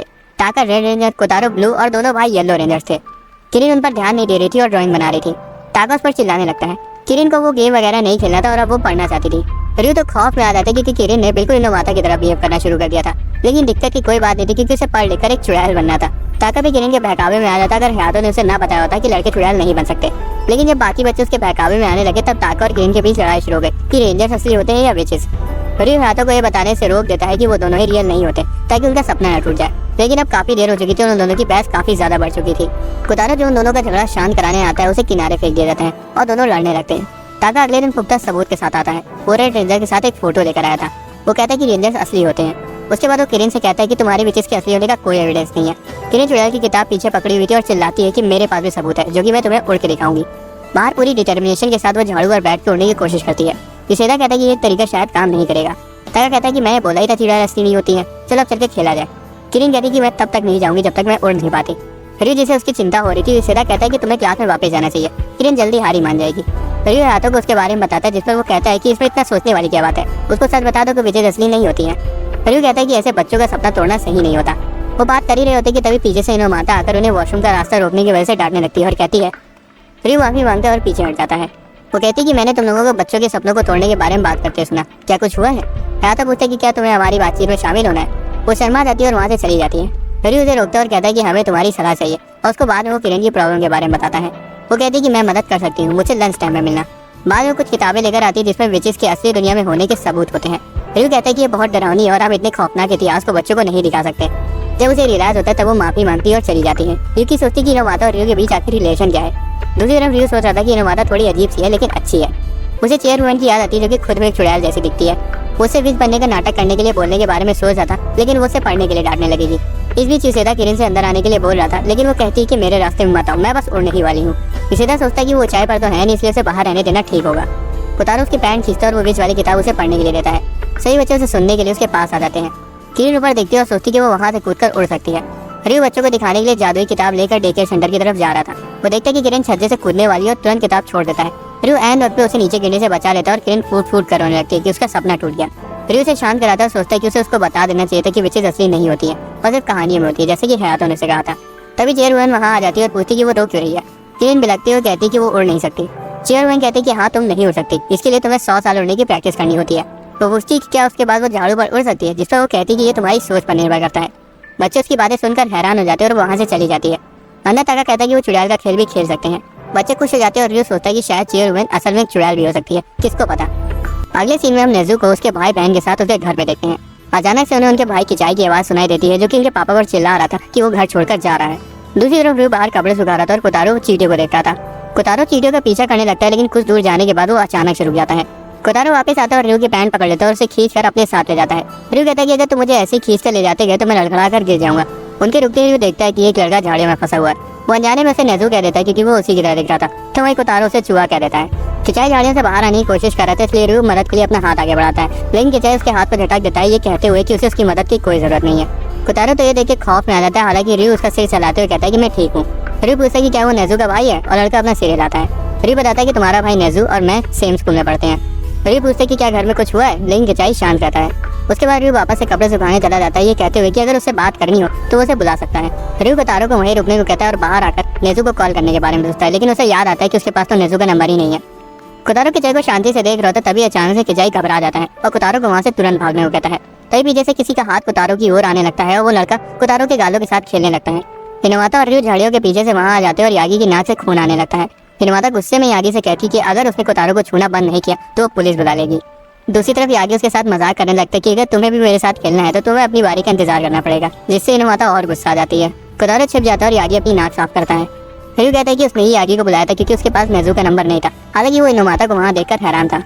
यागी बताता है कि नेज़ू को काम था, इसलिए वो उसकी जगह वहाँ आ गया और रास्ते में उसे हिनवाता मिल गई थी, इसलिए वो उसे भी साथ ले आया। हमें पता चलता है कि नेज़ू का परिवार गरीब है और उनके 8 बच्चे हैं। किचाई अपने भाई की तारीफ करता है और बताता है कि उसका भाई परिवार को फाइनेंशियली सपोर्ट करने के लिए बहुत मेहनत करता है और वो पढ़ाई में भी बहुत अच्छा है, और ये सुनकर वो सभी दंग रह जाते हैं। यागी किचाई का सिर चलाता है और कहता है कि तुम बहुत क्यूट हो। तो वही किचाई कहता है कि मुझे अकेला छोड़ दो। हिनवाता अपना पेशेंस खो देती है और कहती है कि किचाई तुम अपने भाई से बिल्कुल उल्टा एक बिगड़े हुए बच्चे हो। एक तरफ वो अपने परिवार के लिए इतनी मेहनत कर रहे तो वहीं दूसरी तरफ तुम अपना घर ही छोड़ के आ गए और दूसरों के लिए मुसीबत खड़ी कर दी। किचाई रोने लगता है और कहता है कि वो चाहता था कि वो अमीर हो ताकि वो अपने लिए वीडियो गेम्स खरीद सके। हिनवाता पूछती है कि क्या वो खाली वीडियो गेम्स के लिए अपना घर छोड़ाया, लेकिन रियो कहता है कि कोई और जरूरी बात जरूर रही होगी जिस वजह से वो अपना घर छोड़ाया। अचानक से उसका दूसरा भाई सुगीची वहाँ आ जाता है और कहता है कि बच्चों का भी हक बनता है कि उन्हें वो चीज़ मिले जिनकी उन्हें ज़रूरत है। सुगीची यागी की तरफ देखता है और कहता है कि ये ठरकी यहाँ क्या कर रहा है, और पूछता है कि तुमने मेरे भाई के साथ क्या किया। यागी कहता है कि मैंने तो सिर्फ उसका सिर चला था, जिस पर सुगीची कहता है कि ठरकी मेरे भाई को तो छू भी मत लेना। उसके बाद सुगीची समझाता है कि भले ही वीडियो गेम तो बड़ों के लिए इंपॉर्टेंट ना हो, लेकिन किचाई के लिए वो है, क्योंकि उसको छोड़ के उसके क्लास में सभी के पास है और उसका बेस्ट फ्रेंड उसे वो खरीदने के लिए प्रेशर करता है, ये जानने के बाद भी कि वो गरीब है। किचाई रोना जारी रखता है और कहता है कि वो अपने परिवार से बहुत प्यार करता है, लेकिन उसे गरीबी से सख्त नफरत है। यागी को याद आता है कि नेज़ू के साथ भी एलिमेंट्री स्कूल में कुछ ऐसा ही हुआ था, जब उसने नेज़ू को अपना गेम ऑफर किया था क्योंकि उसे पता था कि वो गरीब है। हालांकि नेज़ू ने उसे लेने से मना कर दिया था और कहा था कि अगर उसे वीडियो गेम चाहिए होगा तो वो खुद बना लेगा। ये पहली बार था जब यागी को लगा था कि कोई उससे भी ज्यादा कूल है। किचाई कहता है कि उसका भाई कूल तो है और सोचता है कि वो मेहनत भी बहुत करता है। उसके बाद वो रियो से उसको निकालने को कहता है और वो दोनों जमीन पर गिर जाते हैं। रियो उसे सहलाता है और पूछता है कि क्या तुम ठीक हो, और कोतारो भी उसे सहला देता है। यागी सुकीजी को बाहर निकालता है और उसके साथ खेलने की कोशिश करता है, लेकिन सुकीजी उसे लात मार देता है। उसके बाद दोनों भाई हिनवाता से कहते हैं कि वो अपने बड़े भाई जैसा बनने की कोशिश करेंगे। तभी बेल बजती है और नेज़ू वहाँ आ जाता है और अपने भाइयों के बर्ताव के लिए उन सभी से माफी मांगता है। वो रियो और हिनवाता को मिठाई का डिब्बा देता है और रियो उसे एक्सेप्ट कर लेता है, लेकिन हिनवाता सोचती है कि वो उसे मिठाई क्यों दे रहा है। किचाई अपने बड़े भाई से परेशानी खड़ी करने के लिए माफी मांगता है और नेज़ू उन्हें माफ कर देता है क्योंकि उन्हें इससे कुछ सीखने को मिला। उसके बाद नेज़ू वो गेम किचाई को देता है जो उसे चाहिए था और सुकीची पूछता है कि क्या ये आपने खुद बनाया है, और नेज़ू यागी को घूरने लगता है। नेज़ू बताता है कि उसने वो गेम बनाया नहीं है, बल्कि अपनी कलीग की जॉब पर उसकी जगह कुछ समय के लिए काम किया था, जिस वजह से उसने वो गेम उसे सस्ते में दे दिया। उसके बाद वो कहता है कि मुझे नहीं पता कि इस बेवकूफ यागी ने तुम लोगों को क्या बताया, और उसके पैर पर लात मार देता है और बताता है कि जितना मैंने तुमसे कहा था उसका आधा तो झूठ था। वो किचाई से उस गेम को अपने भाइयों के साथ शेयर करने के लिए कहता है और उसका सिर सहलाते हुए कहता है कि जाओ और अपने दोस्तों के साथ मस्ती करो। रियो उनकी मदद करने के लिए हिनवाता को शुक्रिया कहता है और वो शर्माने लगती है। अगले दिन युसेदा बच्चों के साथ खेलते हुए रियो से बातें कर रहा होता है। रियो बताता है कि उसे लंच ब्रेक के वक्त केमिस्ट्री का असाइनमेंट बनाना है, इसलिए वो आज उन लोगों के साथ लंच नहीं कर पाएगा। बच्चे से गुड बाय कहते हैं और रियो कोतारो का सिर चला के क्लासरूम में वापस चला जाता है। लंच ब्रेक के वक्त यूसेदा सभी बच्चों से लंच करने के लिए कहता है और देखता है कि रियो तो अपना लंच धोखे से वहीं भूल गया है। यूसेदा सोच रहा होता है कि अगर वो अपना लंच लेने नहीं आया तो वो उसके लंच को खा लेगा। हालांकि कोतारो उसकी पैंट खींचता है और अपने हाथ फैला के खड़ा हो जाता है। यूसेदा पूछता है कि क्या तुम्हें अपने भाई का लंच उसको देने जाना है। कोतारो अपना सिर हिला के हाँ कहता है और बाकी बच्चे भी उसके साथ जाना चाहते थे। यूसेदा कहता है कि लेकिन पहले तुम लोगों को अपना खाना खत्म करना होगा, और वो लोग अपना लंच तेजी से खत्म करने लगते हैं। बाकी बच्चे खाने में बिजी होते हैं, तभी यूसेदा चुपके से रियो का लंच बॉक्स कोतारो को पकड़ा देता है और उसे एक नेम टैग पहना देता है ताकि अगर वो खो भी जाए तो कोई और बच्चा उसे रियो की क्लास तक पहुंचा दे। कोतारो अपना सिर हिलाता है और आराम से डे केयर से बाहर आ जाता है और रियो की क्लास की ओर जाने लगता है। यूसेदा ने कोतारो को अकेले भेज तो दिया था, लेकिन अभी भी उसे उसकी चिंता हो रही थी। तभी बाहर उसे इनुई दिखता है और उसे एक आइडिया आता है। अचानक से इनुई के सामने एक फोटो आती है और वो शर्मा जाता है क्योंकि वो और किसी की फोटो नहीं बल्कि मिडोरी की मम्मी की फोटो थी। वो उस फोटो को तुरंत पकड़ लेता है और तब उसे समझ आता है कि उसे फंसाया गया है। इस दौरान कोतारो हॉलवे में चल रहा होता है और स्टूडेंट्स उसे देखकर आपस में फुसफुसा रहे होते हैं कि बच्चा किसका है। दो लड़कियां उसके बारे में टीचर्स को बताने जाती हैं, लेकिन एक लड़का उन्हें मना कर देता है, ये कहते हुए कि वो शायद किसी को लंच देने जा रहा है। तभी कोतारो के सामने सीढ़ियां आ जाती है और वो रुक जाता है। स्टूडेंट्स उसकी हेल्प करने का ऑफर करते हैं, लेकिन वो उन्हें मना कर देता है, ये कहते हुए कि वो खुद चला जाएगा। बच्चे उसकी डिटर्मिनेशन की तारीफ करते हैं और गुड लक कहकर वहाँ से चले जाते हैं। इनुई जो कि कोतारो को दूर से देख रहा होता है, इस बात से गुस्सा हो जाता है कि किसी भी बच्चे ने उसकी मदद नहीं करी। असल में इनुई वहाँ इसलिए था क्योंकि यूसेदा ने उसे चुपके से कोतारो का ध्यान रखने के बदले वो फोटो देने का वादा किया था। उसके बाद इनुई देखता है कि कैसे कोतारो अपने नन्हे पैरों से सीढ़ियाँ चढ़ने की कोशिश कर रहा है। दूसरी तरफ रियो देखता है कि वो अपना लंच डे केयर में बुलाया। हैतो से पूछता है कि क्या हुआ। ये तभी युगी उसके सामने आ जाती है और उसे अपना लंच ऑफर करती है, ये बताते हुए कि वो डाइट पर है। जिस पर रियो कहता है कि डाइटिंग सेहत के लिए अच्छी नहीं होती। अब रियो तो युगी के इशारे समझ नहीं पा रहा था, लेकिन बाकी बच्चे सब समझ गए थे, इसलिए उनको रोमांटिक मोमेंट खराब करने के लिए अपने लंच में से थोड़ा थोड़ा लंच उसे दे देते हैं। हैतो सार्कास्टिकली बोलता है कि क्लास के लड़के तुमसे बहुत प्यार करते हैं। दूसरी तरफ डे केयर में सारे बच्चे आराम से सो जाते हैं और यूसेदा रियो को फोन करके ये बताने जा रहा होता है कि वो तारो से लंच देने आ रहा है, लेकिन सोचता है कि रियो पड़ा हुआ इसलिए शायद उसका फोन स्विच ऑफ होगा और वो आराम करने लगता है। इस दौरान इनुई कोतारो पर नजर रखे हुआ था, जो लगभग आधी सीढ़ियां चढ़ चुका था। जैसे कोतारो जीने पर मुड़ता है, तभी एक बच्चा धोखे से लात मार देता है और लंच हवा में उड़ जाता है। कोतारो को लगा था कि अब सब कुछ बिगड़ जाएगा कि तभी अचानक से इनुई सिर पर थैला पहने हुए उसके लंच को गिरने से बचा लेता है। वो दोबारा से लंच को उसमें रख देता है और कोतारो को पकड़ा देता है। वो वहाँ से जाने वाला होता है कि तभी कोतारो से रोक लेता है और उसे उसकी मदद करने के लिए शुक्रिया कहता है और इनुई शर्मा जाता है। कोतारो अपना काम जारी रखता है। इनुई उसके साथ रहने का फैसला करता है और उसके साथ साथ सीढ़ियाँ चढ़ता है। वो दूसरे स्टूडेंट्स को साइड चलने के लिए कहता है ताकि कोतारो ऊपर चढ़ सके। रियो अपना असाइनमेंट खत्म कर लेता है और आखिरकार कोतारो लंच बॉक्स को अपने सीने से लगाए हुए वहाँ तक पहुँच जाता है। रियो उसे देखकर हैरान हो जाता है और पूछता है कि क्या तुम अकेले यहाँ तक लंच लेकर आए हो, और कोतारो अपना सिर हिलाता है। एक लड़का कहता है कि रियो अब और नहीं खा सकता क्योंकि उन्होंने उसे पहले ही बहुत सारा खाना दे दिया था। रियो उसकी बात सुन पाता उससे पहले ही है तो उस लड़के के मुंह में ब्रेड ठूस देता है। रियो कहता है कोतारो तुम्हारा शुक्रिया, मुझे सच में बहुत भूख लगी थी। वो उसे पकड़ लेता है और कहता है कि चलो साथ में खाते हैं। लड़के दोनों भाइयों के प्यार को देखकर इमोशनल हो जाते हैं। युकी की दोस्त लोग कहती है कि तुम्हारा असली कॉम्पिटिटर तो रियो का छोटा भाई है, जिससे सुनकर युकी शर्मा जाती है। रियो लंच बॉक्स खोलता है और देखता है कि पूरा खाना उलट पुलट हो चुका है। वो कोतारो को थोड़ा सा चावल खिलाता है और दोनों भाई साथ में लंच करते हैं और इसी तरह कोतारो अपना पहला काम करने में कामयाब हुआ। इनुई भी ये सब देखकर काफी खुश हो जाता है। शिकावा से आंसू पोंछने के लिए रुमाल देता है और इनुई से देखकर घबरा जाता है क्योंकि वो अचानक से वहाँ आ गया था। अगले दिन लड़की युकी से पूछती कि उसे रियो के बारे में पसंद क्या है। युकी पूरी लाल हो जाती है और कहती कि इतना तेज मत बोलो, सब सुन लेंगे। क्लास के बाकी लड़के सुन लेते हैं और अंदर नर जलने लगते हैं। लड़की कहती चिंता मत करो, वो यहाँ नहीं है। युकी आखिरकार मान लेती कि वो रियो को पसंद करती है। एक लड़की कहती कि रियो इस तरह का लड़का है जिसे सभी पसंद करते हैं और तो और वो हैंडसम भी है। ये सुनकर युकी हैरान हो जाती है। एक और लड़की बताती कि रियो ने उसकी एक बार मदद भी करी थी। एक लड़की कहती कि या तो भी तो काफी हैंडसम है और दूसरी लड़की कहती कि हाँ वो तो क्लास का सबसे हॉट लड़का है। हालांकि वो कहती कि वो थोड़ा डरावना भी है। दूसरी लड़की कहती कि इसी वजह से तो वो इतना हॉट है, वो बच्चों की बेबी सिटिंग भी करता है इसलिए वो दिल का भी अच्छा है। युकी सदमे में चली जाती है जब उसे पता चलता है कि रियो कितना ज्यादा पॉपुलर है। हालांकि लड़कियां उसे दिलासा देती हैं कि वो उसके और रियो के बीच में नहीं आएंगी। युकी शर्माने लगती है और कहती है कि तुम लोगों को मेरी वजह से पीछे हटने की जरूरत नहीं है। लड़कियां कहती कि तुम्हारा मेन कॉम्पिटिटर तो रियो का छोटा भाई है, अगर तुमने रियो को डेट कर भी लिया तब भी तुम कभी भी उसकी फर्स्ट प्रायोरिटी नहीं बन पाओगी। तभी एक लड़की कहती है कि वो इनोमाटा के साथ काफी फ्रेंडली है, क्या वो उसे पसंद करता है। उसी वक्त इनोमाटा वहाँ से गुजर रही होती है। दूसरी लड़की कहती है अरे इनोमाटा को तो प्यार व्यार के बारे में कुछ नहीं पता, वो तो हमेशा किताबों में घुसी रहती है। इनोमाटा शायद ये सब सुन लेती है और उन्हें घूरने लगती है। अचानक रियो उसके सामने आ जाता है और वो शर्मा जाती है। वो गुस्से में लड़कियों को देखती है और कहती है कि अगर तुम्हें बात करनी है तो गेट बंद करके बात करो। इतना कहकर वो वहाँ से चली जाती है और लड़कियों से डायन कहने लगते हैं और रियो भी दंग रह जाता है। तभी वो नोटिस करता है कि उसने अभी तक एप्रन पहन रखा है। तो उसे पूछता है कि आखिर तुम्हारा दिमाग कहाँ रहता है, तुम्हारे पीछे स्टिकर्स भी लगे हुए हैं। रियो को पता ही नहीं चला कि बच्चों ने उन्हें कब चिपका दिया। रियो शर्म से पूरा लाल हो जाता है और कहता है कि तुमने मुझे पहले क्यों नहीं बताया। लड़कियां कहती है कि वो बहुत क्यूट है और लड़कों को समझ नहीं आ रहा था कि आखिरकार लड़कियां किस तरह से लड़कों को रैंक करती हैं। इस दौरान बच्चे यूसेदा पर स्टिकर चिपकाने में बिजी होते हैं। दूसरी तरफ इनोमाटा को लड़कियों पर चिल्लाकर पछतावा हो रहा था और वो सोच रही थी कि आखिर वो सच ही तो बोल रही थी कि उसे प्यार के बारे में कुछ नहीं पता, लेकिन उसने ऐसा इसलिए किया क्योंकि वो घबरा गई थी। जब भी वो रियो के करीब होती है तब हमेशा अपने आप घबरा जाती है, इसलिए वो बच्चों से भी मिलने नहीं जा पाती। उसे वैलेंटाइंस डे पर रियो का वो कॉम्प्लीमेंट याद आता है और उसका चेहरा टमाटर की तरह लाल हो जाता है। अचानक से उसे सुनाई देता है कि तुम्हारा चेहरा लाल है। वो पीछे मुड़ती है और कहती कि ऐसा कुछ नहीं है। डांट खाने के बाद किरण रोने लगती है। जब इनोमाता अपनी ख्याली दुनिया से बाहर आती है तो पूछती है कि तुम लोग यहाँ क्या कर रहे हो, और सोचती है कि आखिर बच्चों को इस तरह हॉल में गुम होने के लिए किसने छोड़ दिया। किरिन कहती है कि वो गुम ही नहीं है, वो तो युसेदा के लिए एक नोट भी छोड़ कर आई है। दूसरी तरफ युसेदा को किरिन की नोट का एक शब्द नहीं समझ आ रहा था और ताका पागलों की तरह कोतारो को ढूंढ रहा था। किरिन कहती है कि वो उसके साथ खेलने आई है। इनोमाता कहती है ये सुनकर मुझे खुशी हुई, लेकिन खेलने के लिए सही जगह नहीं है। किरिन रोने वाला मुंह बना लेती है और पूछती है क्या तुम हमसे नफरत करने लगी हो क्योंकि तुम कभी हमारे साथ खेलने नहीं आती। इनोमाता फिर से पूरी लाल हो जाती है और कहती है मैं इसलिए वहाँ नहीं आ सकती क्योंकि वहाँ पर कोई है, लेकिन वो इतना कहते ही खुद को रोक लेती है।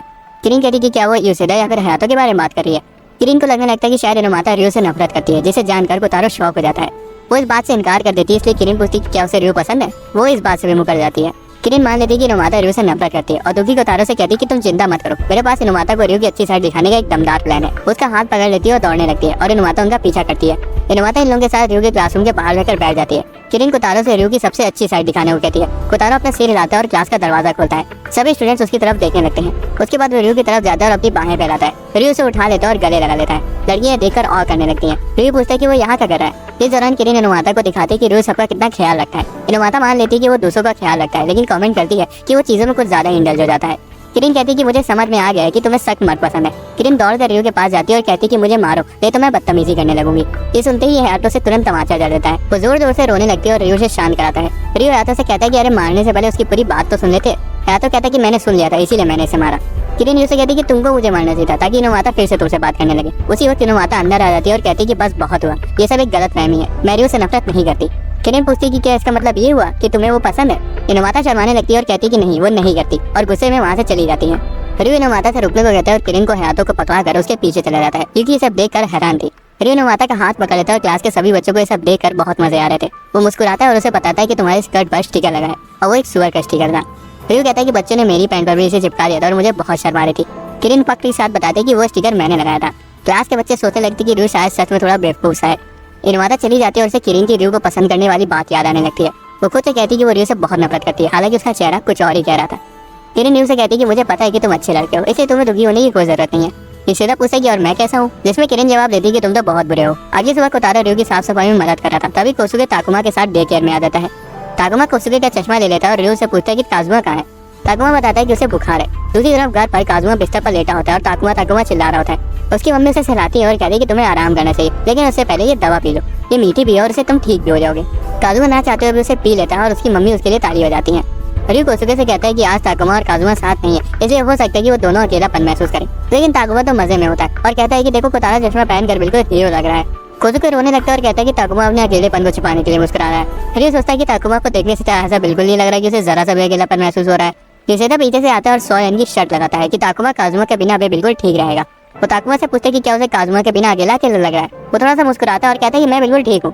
ताकुमा सबको बताता है कि उसने अपनी मम्मी से वादा किया है कि वो मजे करेगा ताकि काजुमा जल्दी ठीक हो जाए। कोसुके ताकुमा की बहादुरी को देखकर हैरान हो जाता है। युसेदा कहता है कि मैं शर्त जीत गया, अब लाओ मेरे 100 येन। कोसुके उसे इसकी जगह 500 येन का गिफ्ट कार्ड देता है। लालची युसेदा कोसुके से उस पर अपना ऑटोग्राफ भी करने को कहता है और सोचता है कि उसे बेचकर वो और पैसे बना सकता है। कोसुके उसे अपना ऑटोग्राफ देने के लिए खुश हो जाता है। दूसरी तरफ ताकुमा कोतारो के चेहरे पर अपना सिग्नेचर कर देता है। कोसुके उन्हें बताता है कि शायद ताकुमा काजुमा के वहाँ ना होने की वजह से थोड़ी देर बाद अकेला महसूस करने लगेगा। वो ताकुमा को गुड बाय करने के लिए नीचे बैठ जाता है और तभी हयातो ताकुमा को लेकर वहाँ आ जाता है। ताकुमा डिस्ट्रैक्ट हो जाता है और कोतारो को लेकर हयातो के पास भाग जाता है। कोसुके रोने लगता है कि ताकुमा उससे ज्यादा हयातो को पसंद करता है। बाद में ताकुमा को कोतारो का हाथ पकड़ते हुए देखकर ताका गुस्सा आ जाता है और कोतारो को अपनी तरफ खींचने लगता है। वो दोनों कोतारो को अपनी तरफ खींचना शुरू कर देते हैं। हरी उन्हें रोकने की कोशिश करता है और कहता है कि ये कोई रस्सा कसी का खेल नहीं है। हयातो ताका को मुक्का जड़ देता है और ताका रोने लगता है, ये कहते हुए कि वो कोतारो का बेस्ट फ्रेंड है।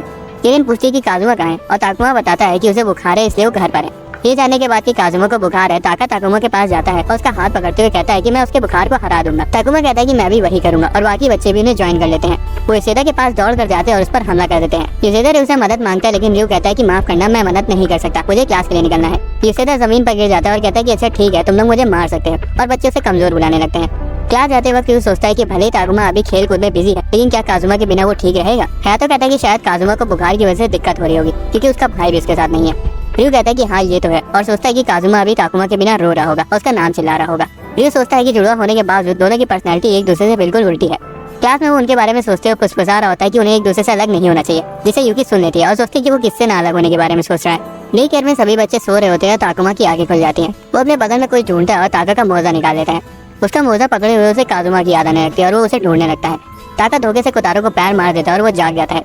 वो उठता है और देखता है कि ताकुमा बाहर जा रहा है। दूसरी तरफ रियो को ताकुमा की चिंता हो रही थी, इसलिए वो डे केयर वापस आ रहा था। हालांकि रास्ते में अचानक से कोतारो को देखकर वो लड़खड़ा कर गिर जाता है। कोतारो उसकी ओर भागता है और उसे गले लगा लेता है। उसके बाद वो बताता है कि ताकुमा उधर गया है। स्कूल गेट पर 2 लड़कियां ताकुमा और एक बिल्ली को देखती हैं और उन्हें आवाज लगाती हैं। रियो उसके पास आता है और पूछता है कि तुम यहाँ क्या कर रहे हो। ताकुमा रियो से पूछता है कि काजुमा की हालत अब कैसी है।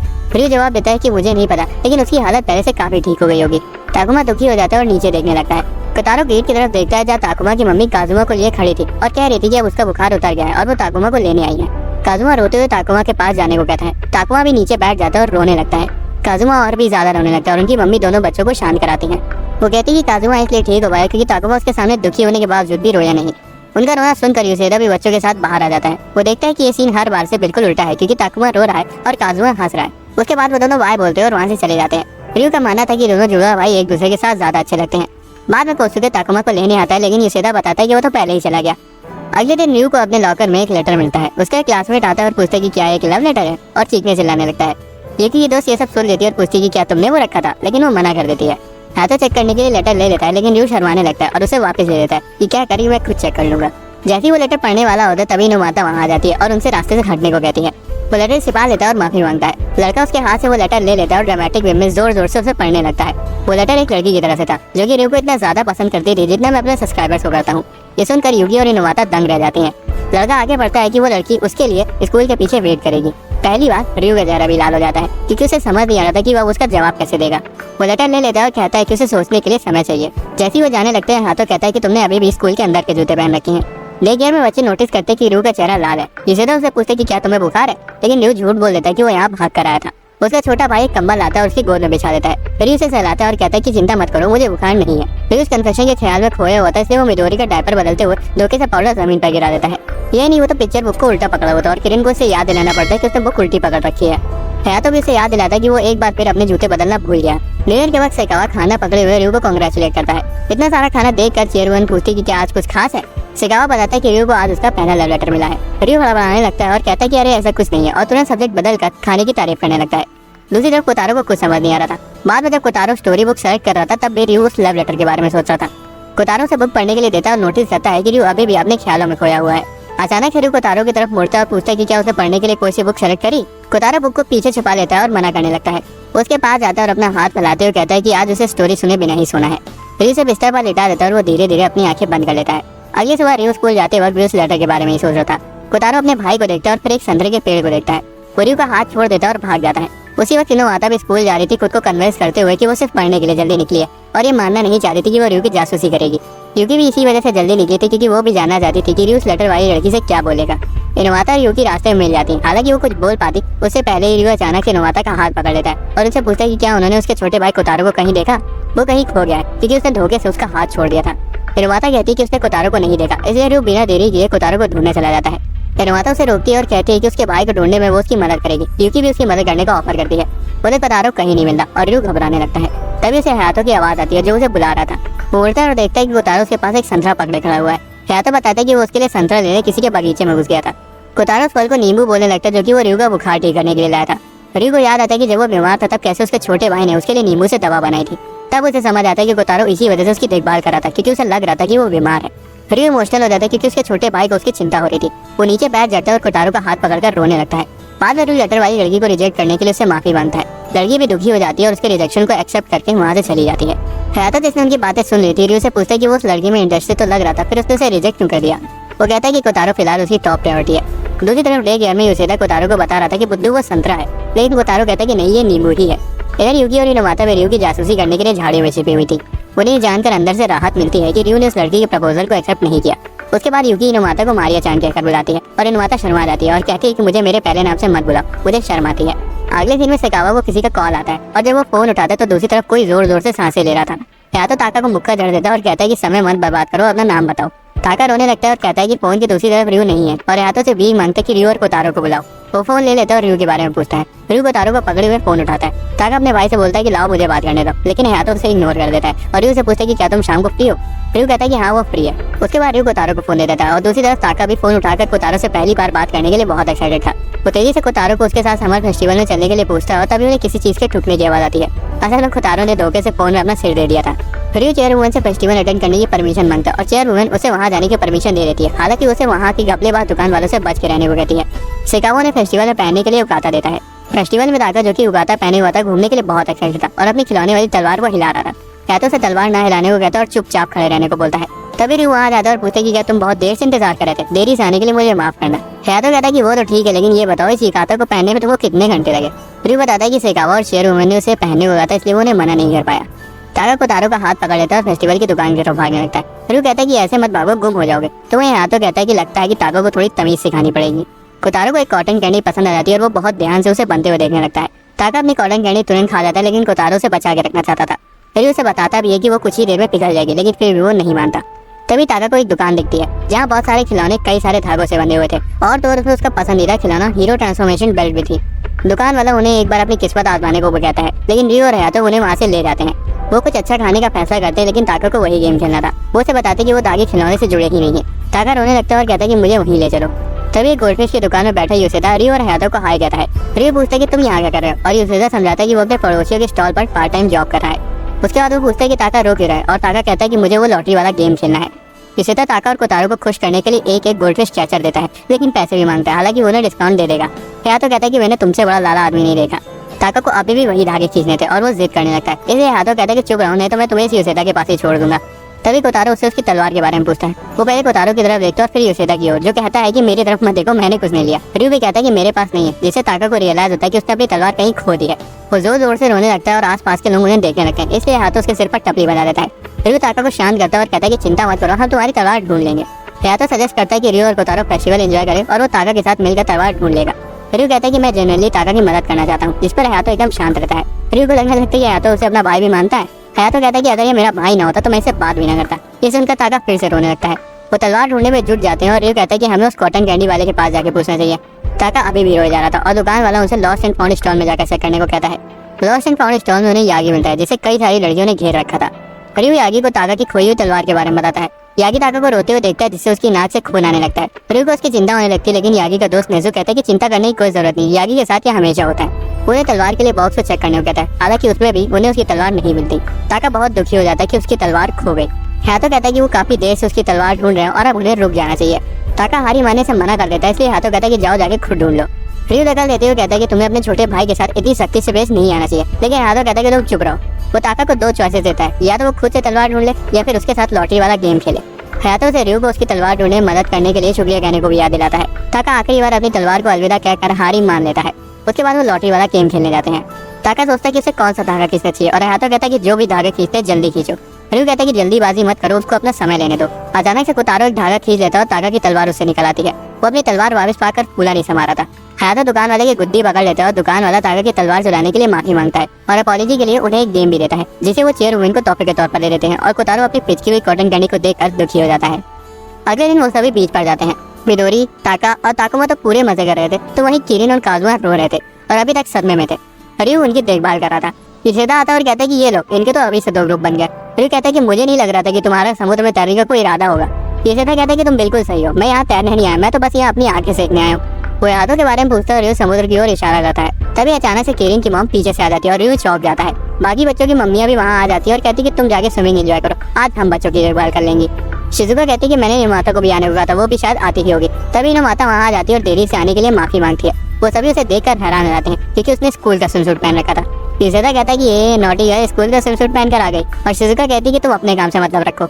युगारी उसे बताती है कि लड़कियों को हमेशा अच्छा दिखना चाहिए और यार कहती है कि हाँ ये तो है। इसलिए शिजुका कहती है कि चलो तुम्हारे लिए एक स्विमसूट ले लिया जाए। युगारी कहती है कि ये हमारी तरफ से बच्चों के लिए खाना बनाने का एक तोहफा है। निर्माता मना करने की कोशिश करती है लेकिन नहीं कर पाती। यूसेदा कमेंट करता है कि ऐसी सिचुएशन तुम मना कर भी नहीं सकती। बाद में जब बच्चे भुट्टा खा रहे होते तब यूसेदा रियो से कहता है कि तुम तैरने क्यों नहीं चले जाते। रियो कहता है कि कोतारो को शायद समुद्र से थोड़ा डर लगता है, इसलिए मैं फिलहाल उसी के साथ यहाँ रहूंगा। यूसेदा कहता है इसमें इतना डरने वाली क्या बात है। वो चेक करने के लिए काजुआ को पानी में रखता है और वो तुरंत रोने लगता है। रियो कोतारो को अपनी गोदी में लिए पानी में चला जाता है। ये सोचते कि शायद बच्चों को पानी में बह जाने का डर लगता है। वो कमर तक के पानी में जाता है ताकि कोतारो को कुछ न हो और उसे दिखाने की कोशिश करता है कि समुद्र उतना डरावना नहीं है जितना वो सोच रहा है। सभी बच्चे उन्हें देखकर हैरान थे। अचानक से एक बड़ी सी लहर आती है और रियो पानी में डूबने लगता है। हालांकि वो कोतारो को पानी के ऊपर पकड़े हुआ था, इससे कोतारो और भी ज्यादा डर जाता है। बीच पर रियो खांसते खांसते कोतारो को समझा रहा था कि पानी से उसे कोई खतरा नहीं है। युजेदा कहता है कि तुम जिस हालत में हो उसे देखकर बच्चे तुम्हारी बात बिल्कुल नहीं मानने वाले। बच्चे रियो को चिढ़ाने लगते कि वो खुद तो डूब गया और हमें बता रहा है कि समुद्र डरावना नहीं है। रियो सजेस्ट करता है कि अच्छा ठीक है, चलो हम रेत में खेलते हैं। जुड़वा भाई एक बड़ा सा रेत का किला बनाते हैं। ताका गड्ढा खोदने लगता है और युजेदा कहता है कि आराम से खोदो, मेरे मुंह पर मिट्टी आ रही है। कोतारो भी रेत का किला बनाते हैं और रियो खुश था कि बच्चे मजे कर रहे हैं। हालांकि तभी एक बड़ी सी लहर आती है और सारी रेत बह जाती है, जिस वजह से ताका जोर जोर से रोने लगता है। मम्मियाँ बच्चों के लिए कुछ पीने को लाती हैं और ताकुमा और काजुमा उसे पाकर खुश हो जाते हैं। ताका भी रोना बंद कर देता है और कोतारो अपने गिलास को देखते जा रहा था, तो वही ताका घटाघट सारा एक बार में पी जाता है। रियो भी एक गिलास ले लेता है और कोतारो से कहता है कि चलो साथ मिलकर पीते हैं। अचानक से हाथों वहाँ आ जाता है और डर के मारे कोतारो अपना गिलास धोखे से नीचे गिरा देता है। हाथों से माफी मांगने के लिए सीवीड देता है। शिजुका उसकी टपली बजाती है और पूछती है कि कोतारो उसका क्या करेगा। रियो अपनी ड्रिंक कोतारो को दे देता है। उसके बाद वो कहती है कि इनोवाता ने अपने कपड़े बदल लिए, क्या तुम लोग उसे देखने नहीं जाओगे। उसके आते ही वो सभी उसे घूरने लगते हैं। उसने एक प्यारी सी फ्लोरल प्रिंट की बिकनी पहनी हुई थी और तो और उसे साइड पोनी टेल भी बांध रखी थी, जो उसकी क्यूटनेस में 4 चांद लगा रही थी। तो कहता है कि इसमें खास क्या है, उसने सिर्फ बिकनी ही तो पहन रखी है। रियो कहता है कि वो सच में क्यूट लग रही है और खासकर उस पर बने पैटर्न्स। उसको समझ नहीं आता कि वो कहना क्या चाहता है, इसलिए वो क्लैरिफाई करता है कि वो पैटर्न्स किरिन के फ्लोटिंग ट्यूब से मैच कर रहे हैं। शिजुका कहती है कि मुझे मेरे बेटे से कोई उम्मीद नहीं है। आगे कहती है कि इनोवाता किरिन से मैचिंग कपड़े पहनकर खुश लग रही है। तभी रियो कोतारो को बजरी में बैठे हुए देखता है और उसे बताता है कि वो कोई बैठने की जगह नहीं है। वो उसे वहाँ से ले जाता है और जैसे ही वो थोड़ा आगे पहुँचते हैं, पानी रियो के पैरों तक पहुँच जाता है। कोतारो ना डरने की पूरी कोशिश कर रहा था। रियो देख लेता है और सोचता है कि कोतारो किसी चीज की कोशिश करते हुए ज्यादा क्यूट लगता है।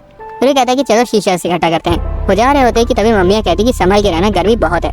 रियो को जल्दी समझ आता है कि वो सही बोल रही थी। हालांकि तब तक कोतारो को एक क्षण मिल जाता है।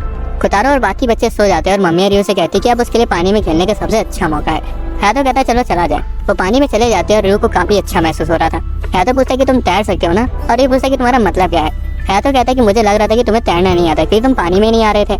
रियो कहता है कि मैं पानी को अवॉइड नहीं कर रहा था, मैं बस कोतारो को अकेला नहीं छोड़ना चाहता था। मुझे याद है कि कोतारो एक बार इससे भी पहले पानी में आ चुका है, भले ही उसे याद ना हो, लेकिन जब वो बहुत छोटा था तब हम उसे बीच पर लाए थे। उस वक्त मम्मी पापा उसे पानी में ले गए थे और उसे बिल्कुल डर नहीं लग रहा था। मुझे लग रहा है कि अब वो इसलिए डर रहा है क्योंकि मैं उसे रीअश्योर नहीं कर पा रहा हूँ। तो उसे मारता है और रियो पानी के नीचे चला जाता है। रियो ऊपर आता है और पूछता है कि क्या वो ताको को हमेशा इतनी तेजी से मारता है। जिस पर हयातो कहता है कि मैंने तो तुम्हें इसका आधा भी नहीं मारा है। वो आगे बताता है कि कोतारो उस वक्त इसलिए नहीं डरा था क्योंकि वो बच्चा था। वो रियो से कहता है कि बेवकूफ़ी भरी बातें मत करो। रियो कहता है कि हाँ, उस वक्त तो कोतारो खड़ा भी नहीं हो पाता था। हिकारी नोटिस करती है कि कोतारो उठ चुका है। वो उठता है और रियो को ढूंढने लगता है। वो समुद्र की तरफ इशारा करती है और बताती है कि उसका भाई पानी में है।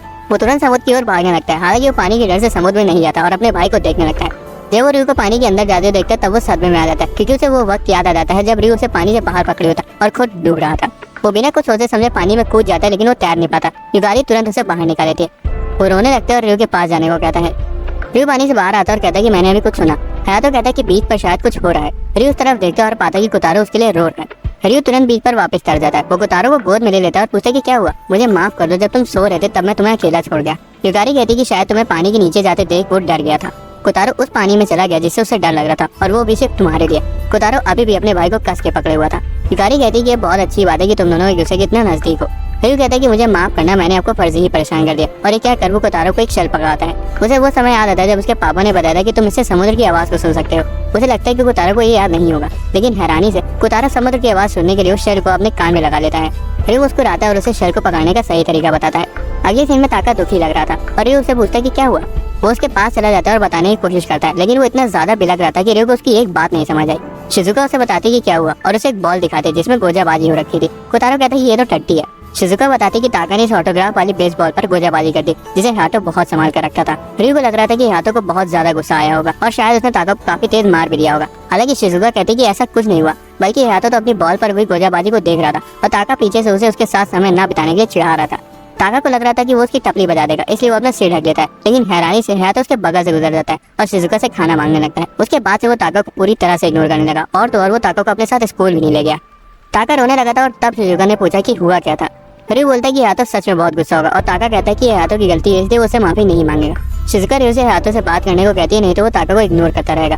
रियो पूछता है कि फिर बच्चों की देखभाल कौन करेगा, क्योंकि शिजुका की आज सप्लीमेंट्री क्लास लगी हुई है और युसेदा भी आज छुट्टी पर है। उसी वक्त चेयरवुमन दरवाजा खोलती है और कहती है कि मैं बच्चों की देखभाल करूंगी और कहती है कि तुम दोनों तुरंत जाओ क्योंकि मैं रोते हुए बच्चों को जरा सा ही बर्दाश्त नहीं कर सकती।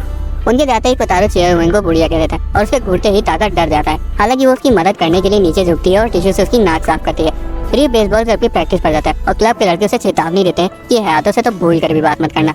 वो देखते हैं कि हाथों बहुत ज्यादा गुस्से में और तेजी से बैट स्विंग की प्रैक्टिस कर रहा है। रियो से बात करने का फैसला करता है, उसके पास आता है। वो यादव को बुलाता है और पूछता है कि क्या वो बात कर सकते हैं। रyu बताता है कि अगर वो ताका को माफ नहीं करेगा तो वो दिन भर भटकता रहेगा।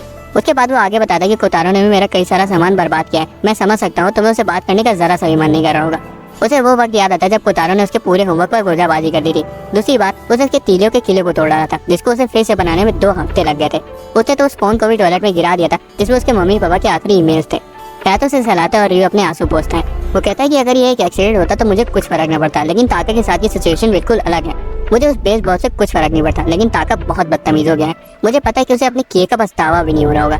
इस दौरान ताका चेयरमैन को पूरी बात बताता है कि आखिर हुआ क्या था। वो बिलखते हुए उसके साथ ना खेलने के लिए हाथों को ब्लेम करता है। वो पूछती है कि क्या उसे कोई चीज बहुत प्यारी है और ताका तुरंत अपनी खिलौने वाली तलवार दिखाता है। वो उसे तलवार ले लेती है और सेगावा से कहती है कि हथौड़ा ले गया, आज मैं इसे तोड़ डालूंगी। जिसे सुनकर ताका सदमे में आ जाता है। उसे तोड़ने ही वाली होती है कि तभी ताका उसे रुकने की भीख मांगने लगता है। चेयरमैन एंड वक्त पर रुक जाती है और बताती है कि यही चीज तुमने अपने भाई के साथ करी है और उसे उसकी तलवार वापस दे देती है, ये पूछते हुए कि क्या तुम्हें सच में लगता है कि तुमने कुछ गलत नहीं किया है। जब रyu वापस आता है तब चेयरमैन सेगावा के साथ वहाँ से चली जाती है। स्कूल के बाद रyu ताका से पूछता है कि क्या अब वो हयातो से माफी मांगना चाहेगा और हैरानी से वो हाँ कहता है। वो बेसबॉल क्लब के प्रैक्टिस एरिया में जाते हैं जहाँ ताका रyu के पीछे छिप जाता है। हयातो से घूरते और मुड़ के वहाँ से जाने लगता है। ताका उसे रोकने के लिए उसके पीछे भागता है लेकिन फिसल कर गिर जाता है। हयातो से बेवकूफ बुलाता है और कहता है कि अगर तुमने जल्दी नहीं करी तो मैं तुम्हें छोड़ के चला जाऊंगा। वो तुरंत अपने भाई के पास चला जाता है और जोर जोर से रोते हुए उसे सॉरी बोलता है। हयातो उसके सिर पर टपली बजा देता है और फिर उसे सलाहने लगता है। वो उसके साथ समय न बिताने के लिए उससे माफी भी मांगता है। रyu दोनों भाई के बीच हुई लड़ाई को खत्म होते हुए देखकर खुश हो जाता है और कोतारो भी उसकी उंगली कस कर पकड़े हुए सब देख रहा था। आज स्कूल में कल्चरल फेस्टिवल होने वाला है। डे केयर रूम ने भी रिफ्रेशमेंट का स्टॉल लगाने का सोचा है जिससे बच्चे भी शामिल होंगे। रyu ने अपने फ्लायर में पहले ही वार्निंग दे रखी है कि बच्चे जूस गिरा देते हैं, इसलिए संभल कर हैं। इशिता कहता है कि इसे देखकर तो हमारे स्टॉल पर कस्टमर ही नहीं आएंगे। कोतारो जूस ले जाने की प्रैक्टिस करता है लेकिन जमीन पर पहले जूस से फिसल कर गिर जाता है और बॉल की तरह उछलने लगता है। ताका काजुमा से टकरा जाता है और वो जाके ताकुमा से टकरा जाता है और सभी बच्चे जमीन पर गिर जाते हैं। उनकी सारी क्यूट कॉस्ट्यूम यूसेदा ने बनाई थी। उसने रyu के लिए भी एक बड़ा सा भुट्टे का कॉस्ट्यूम बनाया था। जैसे रyu कॉस्ट्यूम पहन लेता है तभी यूसेदा बताता है कि आज बच्चों के पापा भी आ रहे हैं। किरिन कहती है कि आज मेरे पापा भी आ रहे हैं। तभी अचानक से किरिन की मम्मी रyu के पीछे आ जाती है और रyu डर के हमारे जमीन पर गिर जाता है और कहता है कि मैं हिल नहीं पा रहा हूँ। ताका कहता है कि मैं तुम्हें उठाता हूँ, लेकिन उसे उठाने की जगह लुढ़का देता है। कोतारो भी लेट जाता है और रyu के साथ लुढ़कने लगता है और इशिता उनकी फोटो ले लेता है। हयातो आता है और पूछता है कि ये बड़ा सा भुट्टा दरवाजे पर क्या कर रहा है। उसे पता चलता है कि वो रyu है। बाद में किरिन की मम्मी बताती है कि वो डे केयर प्रोग्राम में किसी जरूरी काम की वजह से नहीं आ पाएंगी। किरिन की आंखों में आंसू आ जाते हैं। हालांकि आवे बताती है कि चिंता मत करो, तुम्हारे पापा यहाँ रहेंगे। उसके बाद आवे रyu और हयातो से अपने हस्बैंड के सिलसिले में एक फेवर मांगती है। इस दौरान एक आदमी जो कि हो सकता है आवे का पति हो, 2 लड़कियों को फूल देता है और डे केयर तक जाने के रास्ते के बारे में पूछता है। तीनों ही दुखी था क्योंकि मिडोरी की मम्मी वहाँ नहीं थी, लेकिन तभी एक दाढ़ी वाला आदमी उसके पास आकर उससे उसको डे केयर तक ले जाने को कहता है। दोनों भाइयों के पापा अपनी फैंगर्ल से बचने के लिए झाड़ियों में छिपे हुए थे। किरिन के पापा दरवाजा खोलते हैं और अपनी बेटी को आवाज लगाते हैं। वो तुरंत किरिन की फोटो खींचना शुरू कर देते हैं और कहते हैं कि तुम इस कॉस्ट्यूम में बहुत क्यूट लग रही हो। आवे अपने हस्बैंड से पूछती है कि आप इतनी जल्दी आ गए। वो कहता है कि मैं फंक्शन के लिए बहुत एक्साइटेड था। वो उसे बुके देता है और बच्चों के सामने किस करने वाला होता है, लेकिन वो उसे रोक देती है। उसके बाद उसकी नजर बेबी सिटर्स पर जाती है। असल में किरिन की मम्मी ने उनसे एक अजीब सा फेवर मांगा था। वो चाहती थी कि सभी लड़के लड़की होने का दिखावा करे क्योंकि उसका हस्बैंड थोड़ा सनकी सा है और सोचता है कि हर लड़का उनकी बेटी से शादी करना चाहता है। इशिता की आवाज एकदम मर्दों वाली थी, हालांकि फिर भी वो नहीं समझ पाता, लेकिन जब वो उसे हाथ मिलाने का अपना हाथ आगे बढ़ाता है तब उसे तुरंत समझ आ जाता है। वो गुस्सा आता है और पूछता है कि यहाँ लड़के बेबी सिटिंग क्यों कर रहे हैं, लेकिन तब तक आवे जा चुकी थी। उसे पता चलता है कि बाकी बच्चे भी लड़के हैं और वो और ज्यादा गुस्सा आ जाता है। मिडोरी उसका पाँव काट लेती है और किरिन बताती कि मिडोरी लड़का नहीं है। वो मिडोरी को गोद में उठाता है और माफी मांगता है। वो उसकी बड़ी गोल आंखों की तारीफ करता है और कहता है कि अगर मैं 30 साल छोटा होता तो मैं शादी के लिए तुम्हारा हाथ मांगता। रyu, हयातो और यूसेदा उस राजस्थानी को अजीब तरह से देखने लगते हैं। वो लड़कों की तरफ मुड़ते और पूछता है कि किरिन के साथ रहने का तुम लोग का इंटेंशन क्या है। वो सभी बोलते हैं कि वो किरिन को पसंद करते हैं और किरिन कहती है कि मैं भी इन्हें बहुत पसंद करती हूँ, लेकिन ताका कहता है किरिन मैं तुम्हें पसंद नहीं करता और किरिन कहती है कि रुको अभी बताती हूँ तुम्हें। उसके बाबा गुस्से में पूछते कि किस बेवकूफ को मेरी बेटी पसंद नहीं आएगी। उसके बाद वो कहता है कि वो अपनी बेटी को उस रूम में नहीं छोड़ेगा जहाँ सिर्फ आवारा मर्द रहते हो। फिर उसे रोकने की कोशिश करता है, उसे समझाता है। अब वो विग में इतना ज्यादा क्यूट लग रहा था इसलिए आवे का आदमी मुड़ता है और कहता है कि अगर मैं 15 साल बाद पैदा हुआ होता तो शादी के लिए तुम्हारा हाथ मांग लेता। फिर अपनी असलियत बताने ही वाला था, उससे पहले ही मिडोरी उसका विग खींच लेती है। वो मुड़ जाता है और वहाँ से जाने लगता है, ये कहते हुए कि मैं तुम लड़कों को अब और बर्दाश्त नहीं कर सकता। फिर हाथों से कहता है कि वो उसे रोक ले। वो किरिन के पापा को घूरता है और कहता है कि अगर तुम जाना चाहते हो तो अकेले ही जाओ। किरिन के पापा अपना ध्यान हयातो पर लगाते हैं और उस पर लाइन मारने लगते हैं, लेकिन उन्हें पता चलता है कि हयातो भी एक लड़का है। किरिन आंसू भरी आंखों से अपने पापा से कहती कि वो रुके और देखे कैसे वो सक्सेसफुली जूस को कैरी कर सकती है और वो अपनी प्यारी बेटी को मना नहीं कर पाते। तभी मिडोरी के पापा आते हैं और अपनी बेटी को किरिन के पापा से ले लेते हैं और दोनों अपना अपना इंट्रोडक्शन देते हैं। इनुई रyu से कहता है कि तो मैंने युकारी को इस इंसानी भालू के हाथों खो दिया। जब वो नहीं देख रहा होता तब यूसेदा चुपके से रyu का विग लगा देता है, इसलिए वो गलती से सोचता है कि वो एक लड़की से बात कर रहा था। पेरेंट्स डे केयर सेंटर में पहुंच जाते हैं। हिकारी न्यूई से पूछती कि क्या वो भी बच्चों का रिफ्रेशमेंट स्टैंड देखने आया है, लेकिन वो क्लैरिफाई करता है कि वो सिर्फ उसके पति को रास्ता दिखाने आया था और फिर वहाँ से भाग जाता है। लेकिन बाहर जाके वो उस लड़की के बारे में सोच रहा था जिसने उसे धोखे से बात कर ली थी और कहता है कि वो क्यूट तो थी। किरण आखिरकार अपने जूस को सक्सेसफुली प्रेजेंट कर पाती है बिना उसे गिराए और उसके पापा सोचते हैं कि उसकी बेटी कितनी जल्दी बड़ी हो रही है। वो इमोशनल हो जाते हैं और उसकी शादी के बारे में सोचते हुए परेशान होने लगते हैं कि किसी दिन उसकी बेटी को कोई छपरी ले जाएगा, जिससे उसकी आंखों में आंसू आ जाता है। दूसरे डैड भी रोने लगते हैं। रियो कमेंट करता है कि अभी शादी के बारे में सोचने में बहुत जल्दी है। तभी किरण कहती है अब कोतारो की बारी है। उसके पापा गुस्से में पूछते कि कोतारो कौन है। कोतारो जूस लेकर रियो के पास आता है और रियो सोचता है कि कोतारो भी कितनी जल्दी बड़ा हो रहा है। वो थोड़ा जूस गिरा देता है लेकिन फिर भी आखिर में वो जूस डिलीवर कर देता है। सेगावा अचानक से आता है और रियो को डरा कर कोतारो की तारीफ करता है और बताता है कि चेयरमैन नहीं आ सकती क्योंकि उनसे कोई मिलने आया है। ये सुनकर कोतारो थोड़ा निराश हो जाता है। सेगावा कहता है कि मैंने देखा था कि चेयरमैन को भी यहाँ ना आने का पछतावा हो रहा था। किरण के पापा सजेस्ट करते कि आज का दिन याद रखने के लिए चलो तस्वीरें ली जाए और किरण कमेंट करती कि मेरे पापा बहुत अच्छी पिक्चर्स लेते हैं। मॉम सब बच्चों के साथ खेल लेती है, इसलिए किरण के डैड कहते हैं सब यहाँ देखो मैं फोटो ले रहा हूँ। ताका जो कोतारो के साथ था कहता है कि मैं उस तरफ नहीं देखने वाला। दोनों टीम्स कहते हैं कि हम तो उस तरफ देखेंगे। मिडोरी जोर से रो रही थी और किरण एक क्यूट सी स्माइल देती है। किरण के डैड कहते हैं चीज और फिर एक फोटो ले लेते हैं। अगले दिन रियो ताका को शांत कराने की कोशिश कर रहा था जो हयातो से मार खाने के बाद रोए जा रहा था। बच्चे डर के मारे कांपने लगते जब हयातो धमकी देता है कि जो उसकी बात नहीं मानेगा उसे टाका की तरह ही मार पड़ेगी। तभी अचानक से शिजुका वहाँ आ जाती है और बच्चों को धमकाने के लिए उसे डांटने लगती है। फिर वो योशिदा को जॉब पर सोने के लिए मारती है। हयातो उनसे पूछता है कि आप यहाँ क्या कर रही हैं और वो कहती है कि मैं यहाँ बच्चों को साइंस लैब में अंडे से चूजे निकलने का प्रोसेस दिखाने के लिए बुलाने आई हूँ। योशिदा को याद आता है कि वो तो एक साइंस टीचर है। जब शिजुका अंडों के बारे में बताती है तब बच्चों की आंखें चमक उठती हैं और वो तुरंत चीजों को देखने के लिए दरवाजे की ओर दौड़ने लगते हैं। शिजुका कहती है कि मुझे बात तो पूरी करने दो, वो कल निकलेंगे। बच्चे ही नहीं, रियो भी एक्साइटेड था। रियो चाहता था कि चूजे उसके पीछे पीछे चले। हयातो पूछते हैं कि ऐसा क्यों? बच्चे तो पहले ही उसे फॉलो करते हैं। रियो एग्री करता है और बच्चे एक्साइटेड होकर अंडे देखने की रिक्वेस्ट करते हैं। सब साइंस लैब में जाते हैं। बच्चे बहुत क्यूरियोसिटी से अंडे देखते हैं। फिर वो रियो की तरफ मुड़ते हैं और उसे झूठा बुलाने लगते हैं क्योंकि किरण सोचती है कि ये तो खाली एक फ्रिज है जिसमें अंडे रखे हैं। रियो समझाने की कोशिश करता है कि एक इनक्यूबेटर है, लेकिन बच्चे सुनना ही नहीं चाहते थे। रियो शिजुका से मदद मांगता है लेकिन वो क्लास के लिए चली जाती है। बच्चों को समझाने के लिए या तो अपना मुक्का दिखाता है और उनसे रियो की बात सुनने का ऑर्डर देता है। सब डर जाते हैं और रियो के पास चले जाते हैं। वो समझाता है कि इनक्यूबेटर अंडों को गर्म रखता है और अगर वो इंतजार करे तो कल तक चूजे देख पाएंगे। योशिदा कमेंट करता है कि अंडों को घूरना बोरिंग हो सकता है, हालांकि कोतारो तो ये पूरा दिन कर सकता था। फिर देखते हैं कि कोतारो का छोटा सा माथा इनक्यूबेटर के ग्लास के तले दबा हुआ है। वो कोतारो को उठाता है और कहता है कि चलो कल वापस आते हैं। दूसरी तरफ योशिदा देखता है कि बच्चे एक बॉडी मॉडल का पोस्टमार्टम कर रहे हैं। अगले दिन सुबह जल्दी कोतारो रियो को साइंस लैब की तरफ खींच रहा होता है। वो साइंस रूम की तरफ इशारा करता है और चूजे देखने की मांग करता है। शिजुका कहती है कि स्टूडेंट जिन्हें चीजें सीखने में दिलचस्पी होती है उनका सीखने के लिए हमेशा स्वागत है। वो टाइम पे पहुंच जाते हैं क्योंकि चूजे निकलने ही वाले थे। रियो और कोतारो बहुत ध्यान से चूजे निकलते हुए देखते हैं। शिजुका उन्हें देखकर मुस्कुराती है क्योंकि रियो भी चूजे देखकर एक्साइटेड हो जाता है। वो कहती है कि ये दोनों बहुत क्यूट है, मेरे अपने बेटे जैसे नहीं जो इस वक्त भी सो रहे हैं। 1 घंटे बाद तक शिजुका सो जाती है और रियो भी झपकियां ले रहा होता है, लेकिन कोतारो इनक्यूबेटर से सट कर चूजों को देख रहा होता है। वो देखता है कि एक चूजे ने अपना पंख बाहर निकाल लिया है। रियो उठ जाता है और देखता है कि कोतारो उसे इतना ध्यान से देख रहा है जिससे उसके माथे से धुआं आ रहा है। रियो अपनी हंसी रोकता है जब वो कोतारो को चूजे के साथ स्ट्रगल करते हुए देखता है। चूजा आखिरकार अपने शेल से निकल आता है और कोतारो इसके बारे में अपने भाई को बताता है, लेकिन जैसे वो चूजे की तरफ देखता है वो गिर जाता है। शिजुका समझाती है कि शेल से निकलने की मेहनत के बाद वो आराम कर रहा है। कोतारो अपने भाई को गले लगा लेता है। रियो को भी वो वक्त याद आ जाता है जब उसका छोटा भाई पैदा हुआ था। वो कोतारो को उठा लेता है और कहता है कि चलो सबको बताते हैं। बाद में चूजों ने कोतारो को अपनी माँ समझ लेता है और वो उसके पीछे पीछे चल रहे होते हैं। बच्चे देखकर हैरान हो जाते हैं कि चूजे उसके पीछे चल रहे हैं। ताका जलने लगता है और कहता है कि ये तो नाइंसाफी है कि कोतारो को सब मिल गया। वो एक चूजे को पकड़ने की कोशिश करता है और चूजे इधर उधर भाग जाते हैं। बच्चे उन्हें पकड़ने के लिए दौड़ पड़ते हैं। रियो योशिदा से कहता है कि वो चूजे को पकड़ने में उसकी मदद करे। तभी एक चूजा विंडो की तरफ भाग जाता है जहाँ एक बिल्ली छिपी होती है। बिल्ली चूजे पर टारगेट करती है और सबकी सांसें अटक जाती है। बिल्ली छलांग लगाती है लेकिन हैरानी से कोतारो चूजे को ढक देता है। शुक्र है कि हयातो बिल्ली को चूजे तक पहुंचने से पहले ही पकड़ लेता है और सबको याद दिलाता है कि जब चूजे को खुला छोड़ो तो विंडो बंद रखो। रियो कोतारो के सिर पर हाथ फेरता है और कहता है गुड वर्क, तुमने चूजे को बचाने की कोशिश करी। कोतारो मुस्कुराता है और चूजे को उठा लेता है। आखिर में रियो के पीछे कोतारो और उसके पीछे चूजे चलने लगते हैं। आज इसे तो बीमार है और घर पर है। जब वो रियो को कॉल करते तो काफी बीमार लग रहा था। ताका लगातार उछलता है और कहता है कि मुझे उनसे बात करने दो, जबकि कोतारो चुपचाप सुनता रहता है। योशिदा रियो को बताता है कि वो डे केयर नहीं आ सकता और उसे सेकावा को उसकी जगह काम करने के लिए कह दिया है। सेकावा अचानक से आता है और रियो को डरा देता है। वो कहता है कि मैं बच्चों को संभालने में अपनी पूरी कोशिश करूंगा, तो अपनी क्लास में जा सकते हो। मिडोरी का ध्यान रखने के लिए सेकावा एक किताब लाता है जिसका नाम होता है now that you are a mommy.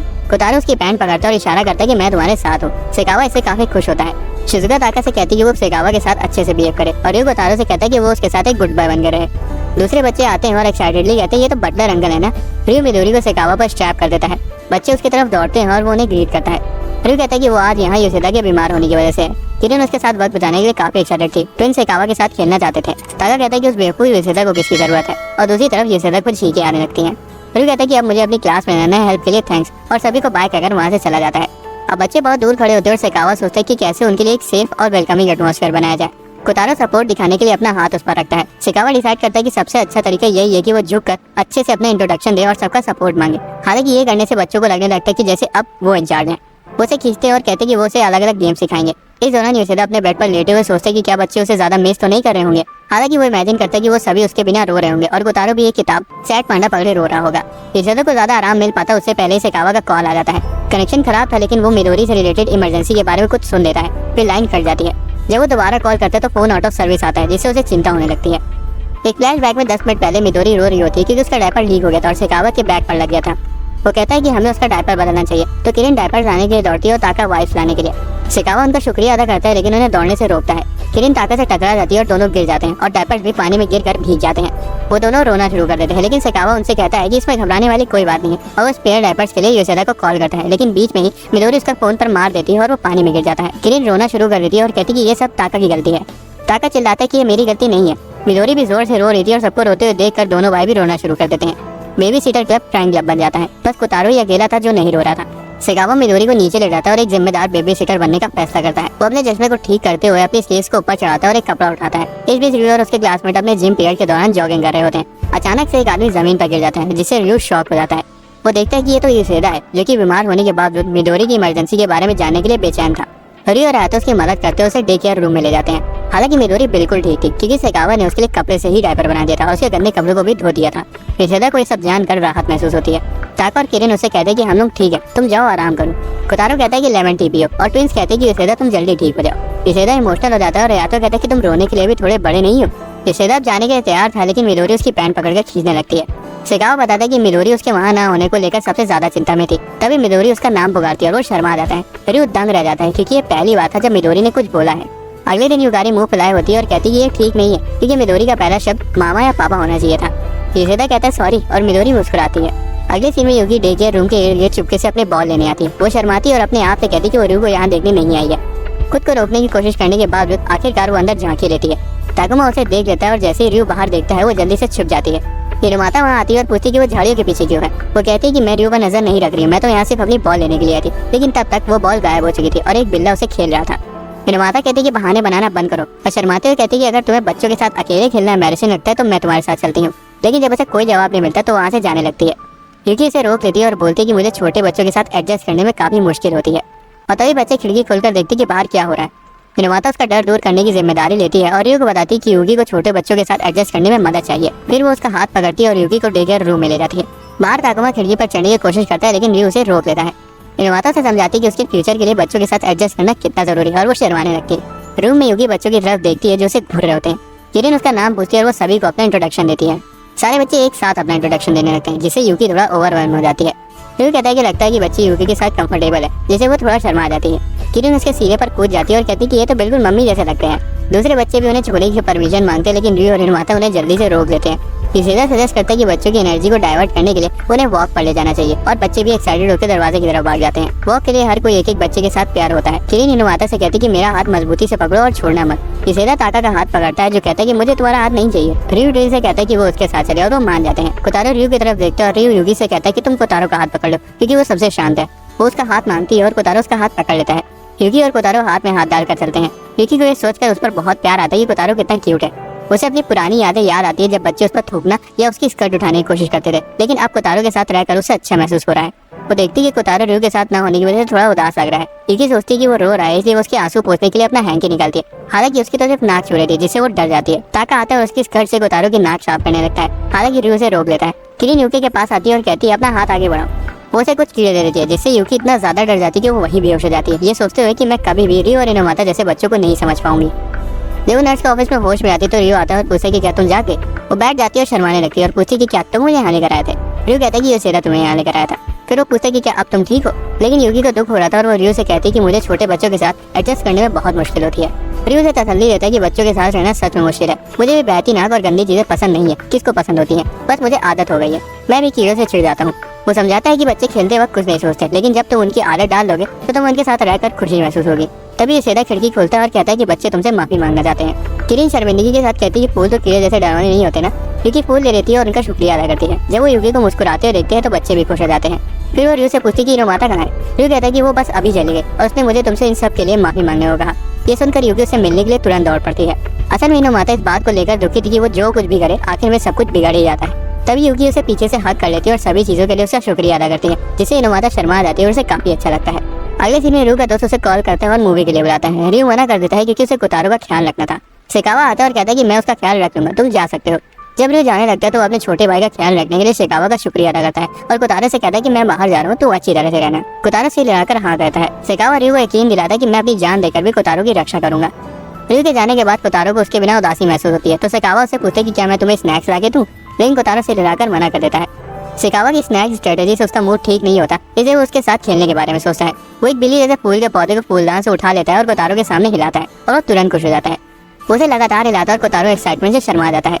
वो पौधा उठाता है और कोतारो उसे तुरंत पकड़ लेता है। इस दौरान रियो अपने दोस्तों से मिलता है। हयातो भी वहाँ आता है और उसके चेहरे पर कांटे का निशान लगा होता है। रियो से पूछता है कि तुम्हें क्या हुआ। हयातो समझाता है कि मेरे भाई ने मुझे काटा तो मैंने उसे इसके लिए मारा भी। अब जो मूवी वो लोग देख रहे थे उसमें एक लड़की के पास डरावने ज़ॉम्बीज आते हैं जो चिल्लाती है और दौड़ने लगती है। रियो अपने दोस्तों के साथ और डरावने सीन को देखता है। हालांकि रियो और हयातो को छोड़कर बाकी सभी बहुत डर जाते हैं। हवेली में शिकावा रियो की तस्वीर को एक बॉल पर बनाता है और उसे फेंकता है। कोतारो उस बॉल को पकड़ने के लिए दौड़ता है, लेकिन जब वो उसे पकड़ने की कोशिश करता है तो वो गलती से उसे दूर ढकेल लेता है और उसके पीछे हवेली के चारों तरफ भागने लगता है। कोतारो एक कोने पर जाता है और शिकावा कहता है कि ज्यादा दूर मत जाना। वो एक रूम में पहुंचता है जिसमें एक बड़ी सी विंडो होती है जो कि खुली थी। हवा पर्दे को हिलाती है और टेबल पर रखी किताब के पन्ने पलटने लगते हैं। वो उसे कहता है कि ये लाइब्रेरी चेयरमैन के स्वर्गीय बेटे और उसकी पत्नी की है। उसे एक पल याद आता है जब चेयरमैन के बेटे ने उसे कहा था, इधर आओ शिकावा, मैं तुम्हारे लिए एक मजेदार चुटकुले की किताब पढ़ता हूँ। मैं मरने से पहले तुम्हें सिर्फ एक बार हंसते हुए देखना चाहता हूँ। वो याद करता है जब चेयरमैन ने उसे कहा था कि लाइब्रेरी साफ करना बंद करो, अब इसे कोई यूज नहीं करेगा। लेकिन बाद में उसने देखा था कि वो उन दोनों लोगों के लिए लाइब्रेरी खुद से साफ करी है जो कभी वापस नहीं आने वाले। वो टेबल पर रखी किताब उठाता है और कोतारो से किताब देता है। शिकावा से पूछते कि क्या तुम चाहते हो मैं इसे पढूं, और कोतारो से हिलाकर हाँ कहता है। इसी बीच चेयरमैन कार से उतरकर हवेली की तरफ जाती है। वो अपने बेटे और उसकी पत्नी को लाइब्रेरी में देखती है और दंग रह जाती है, लेकिन जल्दी उसे समझ आ जाता है कि वो शिकावा है जो कोतारो के लिए किताब पढ़ रहा है। शाम को रियो अपने दोस्तों को अलविदा कहता है और घर की तरफ दौड़ जाता है। उसी समय शिकावा और कोतारो दरवाजे पर रियो के आने का इंतजार कर रहे होते हैं। जैसे ही दरवाजा खुलता है कोतारो उठकर अपने भाई की तरफ दौड़ पड़ता है और उसे गले लगा लेता है। शिकावा बताता है कि कोतारो तुम्हें देखने के लिए बेचैन लग रहा था, इसलिए हमने यहाँ तुम्हारा इंतजार करने का फैसला किया। कोतारो अभी भी अपने भाई से लिपटा हुआ था। रियो कोतारो का ख्याल रखने के लिए उसका शुक्रिया अदा करता है और अपनी पॉकेट से शिकावा के लिए एक ज़ॉम्बी की चेन निकालता है। रियो सोचता है कि शिकावा को वो पसंद नहीं आएगा, लेकिन वो तो उसे खुशी खुशी ले लेता है। वो रियो से कहता है कि तुम दोनों की वजह से मेरा दिन बहुत अच्छा गुजरा। तभी चेयरवुमन आती है और शिकावा को डिनर की तैयारी करने को कहती है, और जैसे ही वो जाता है वो रियो से उसकी मदद करने को कहती है। बाद में रियो शिकावा से पूछते है कि तुमने कोतारो के साथ कौन कौन से गेम खेले। वो गेटल को लाता है और कहता है कि हमने ऐसे ही स्टैंडर्ड गेम खेले, और कोतारो रियो को अपनी बॉल दिखाता है। दिसंबर शुरू हो जाता है और शहर पूरी तरह से क्रिसमस मोड में शिफ्ट हो गया था। कोतारो सेंटा क्लॉज को हर जगह देखकर उससे ऑब्सेस्ड हो जाता है। जब भी वो रास्ते में किसी सेंटा को देखता है तो रुक जाता है। कोतारो सेंटा के कॉस्ट्यूम पहने एक आदमी को घूरता है और वो आदमी घबरा जाता है। कोतारो एक आदमी को देखता है जो अपने कुत्ते के साथ चल रहा था और गलती से उसे सेंटा समझ लेता है। लेकिन पहुंचते ही रियो थकावट के मारे गिर जाता है। वो यूसेदा को सब कुछ बताता है और यूसेदा कहता है कि इसीलिए ही तुम यहाँ लेट पहुंचे। कोतारो गैम्बलिंग फायर को देखता है और यूसेदा कहता है कि तुम अभी इसके लिए बहुत छोटे हो। रियो कहता है कि मुझे लग रहा है कि वो इस पर बने सेंटा को देखा है। ताका वहाँ आता है और कहता है कि मैंने टॉय स्टेशन एरिया में एक बहुत कूल सेंटा से मुलाकात करी। तभी यूसेदा उसका मजाक उड़ाते हुए कहता है कि सेंटा सिर्फ अच्छे बच्चों के पास आते हैं, लेकिन तुम तो बैड बॉय हो। ताका के आंसू निकल आते हैं और वो कहता है कि मैं तो अच्छा लड़का हूँ। यूसेदा कहता है लेकिन तुम अपना ब्रोकली कभी नहीं खाते। वो जवाब देता है लेकिन मुझे ब्रोकली पसंद नहीं है, और यूसेदा कहता है इसीलिए तो सेंटा तुम्हारे पास नहीं आएंगे। ताका कहता है अच्छा मैं ब्रोकली खाऊंगा, लेकिन इससे पहले कि वो जवाब दे पाते हयातो यूसेदा को मार देता है, उस पर ये इल्जाम लगाते हुए कि उसने जानबूझकर उसके भाई को डराया। ताका फिर अपने भाई से पूछता है क्या सेंटा हमारे घर आएंगे। हयातो सच बताने वाला होता है कि असल में सेंटा नहीं होते, लेकिन रियो उसे रोक देता है और कहता है कि उसका सपना मत तोड़ो। कोतारो ताका के पास आता है और उसका स्वेटर खींचता है। जब वो पलट कर देखता है तो उसके सिर पर हाथ फेरता है और उसे गुड बाय कहता है।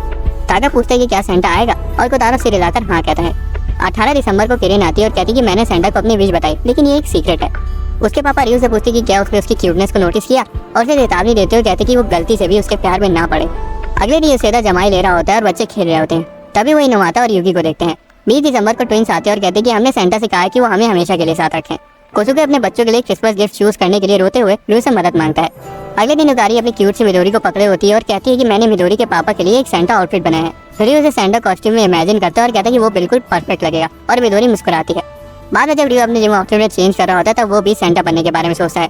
उसके फूले हुए पेट को देखकर याजुगावा पूछता है कि रियो क्या करने की कोशिश कर रहा है। रियो घबरा जाता है और कहता है कि वो सेंटा बनने की कोशिश कर रहा है। याजुगावा सोचता है कि वो प्रेग्नेंट होने का नाटक कर रहा है। युकी जाकर रियो को देखने की कोशिश करती है, हालांकि उसकी दोस्त उसे बताती है कि लड़के चेंज कर रहे हैं, इस वक्त मत देखो। लड़के पूछते हैं कि तुम अपने भाई के लिए सेंटा बनना चाहते हो ना। एक और लड़का इंटरप्ट करता है और कहता है कि क्या सेंटा बनना तुम्हारे पापा का काम नहीं है। उसका दोस्त उसे मारता है और कहता है बेवकूफ, उसके माँ बाप नहीं है, और वो माफी मांगता है। रियो उन्हें बताता है कि वो कोतारो के लिए सेंटा बनना चाहता है क्योंकि वो सेंटा को लेकर बहुत एक्साइटेड है। एक लड़का चीख कर कहता है कि तुम कितने अच्छे बड़े भाई हो। एक और लड़का इमोशनल हो जाता है और वो रियो को सजेस्ट करता है कि वो ऑनलाइन सूट खरीदे, लेकिन उसका स्मार्टफोन काम नहीं कर रहा था। वो सजेस्ट करता है कि वो चेयरमैन से नया मांग ले, लेकिन रियो चेयरमैन के लिए एक गिफ्ट खरीदना चाहता था। यहाँ तो सब कुछ सुन लेता है और जिम स्किप करके चेयरमैन के ऑफिस चला जाता है। क्रिसमस ईव पर सुंदर क्रिसमस ट्री को देखकर दोनों बहुत एक्साइटेड होते हैं। सेगावा उनके लिए एक शानदार फीस प्रेजेंट करता है। कोतारो खाने के लिए तैयार होता है और रियो कहता है कि ये हम दोनों के लिए ज्यादा नहीं है। सेगावा कहता है चेयरमैन काम पर है इसलिए वो यहाँ नहीं आ सकती। इससे कोतारो उदास हो जाता है। सेगावा कहता है कि उसको भी काम है इसलिए वो भी यहाँ नहीं रह सकता। इससे कोतारो और ज्यादा उदास हो जाता है। वो उन्हें मैरी क्रिसमस कहता है और चला जाता है। कोतारो रियो की स्लीव पकड़ता है क्योंकि वो दोनों अकेला महसूस कर रहे थे। रियो से तसल्ली देता है कि तुम्हारा भाई अभी भी यहीं है। वो कहता है कि हम खाने के मजे ले सकते हैं और सेंटा भी जल्दी यहाँ आता होगा। ये सुनकर कोतारो एक्साइटेड हो जाता है। फिर वो सेंटा की ड्रेस को याद करता है जो उसके दोस्तों ने उसके लिए अरेंज करी थी। वो कोतारो से कहता है कि मुझे बाथरूम जाना है, लेकिन जैसे ही वो चलता है उसका छोटा भाई उसके पीछे पीछे चलने लगता है। वो पलट कर देखता है और कोतारो को अपने पीछे देखकर हैरान हो जाता है। वो सेंटा कॉस्ट्यूम पहनने के लिए बाथरूम के अंदर जाता है, लेकिन जैसे ही वो अंदर बैठता है वो देखता है कि कोतारो पहले से उसके साथ अंदर आ चुका है। रियो के लिए सेंटा कॉस्ट्यूम में बदलना मुश्किल हो जाता है। तभी डोरबेल बजती है और कोतारो की आंखों में चमक आ जाती है और वो कहता है कि सेंटा आ गया। जैसे ही दरवाजा खुलता है वो सभी को देखता है जो उन्हें मैरी क्रिसमस विश करते हैं। रियो शर्मा जाता है और कोतारो की आंखें चमक उठती है। चेयरमैन रियो के पास आती है और उसके सिर पर गिफ्ट थपथपाती है और कहती है कि मुझे ऐसे बच्चे पसंद है जो मैच्योर होने में फेल हो जाते हैं।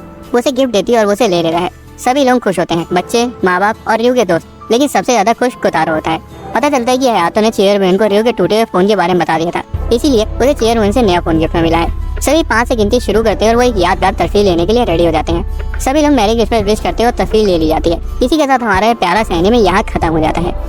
दोस्तों, अगर आपको एक्सप्लेनेशन पसंद आया तो वीडियो को लाइक और चैनल को सब्सक्राइब कर लेना। मिलते हैं अगली वीडियो में।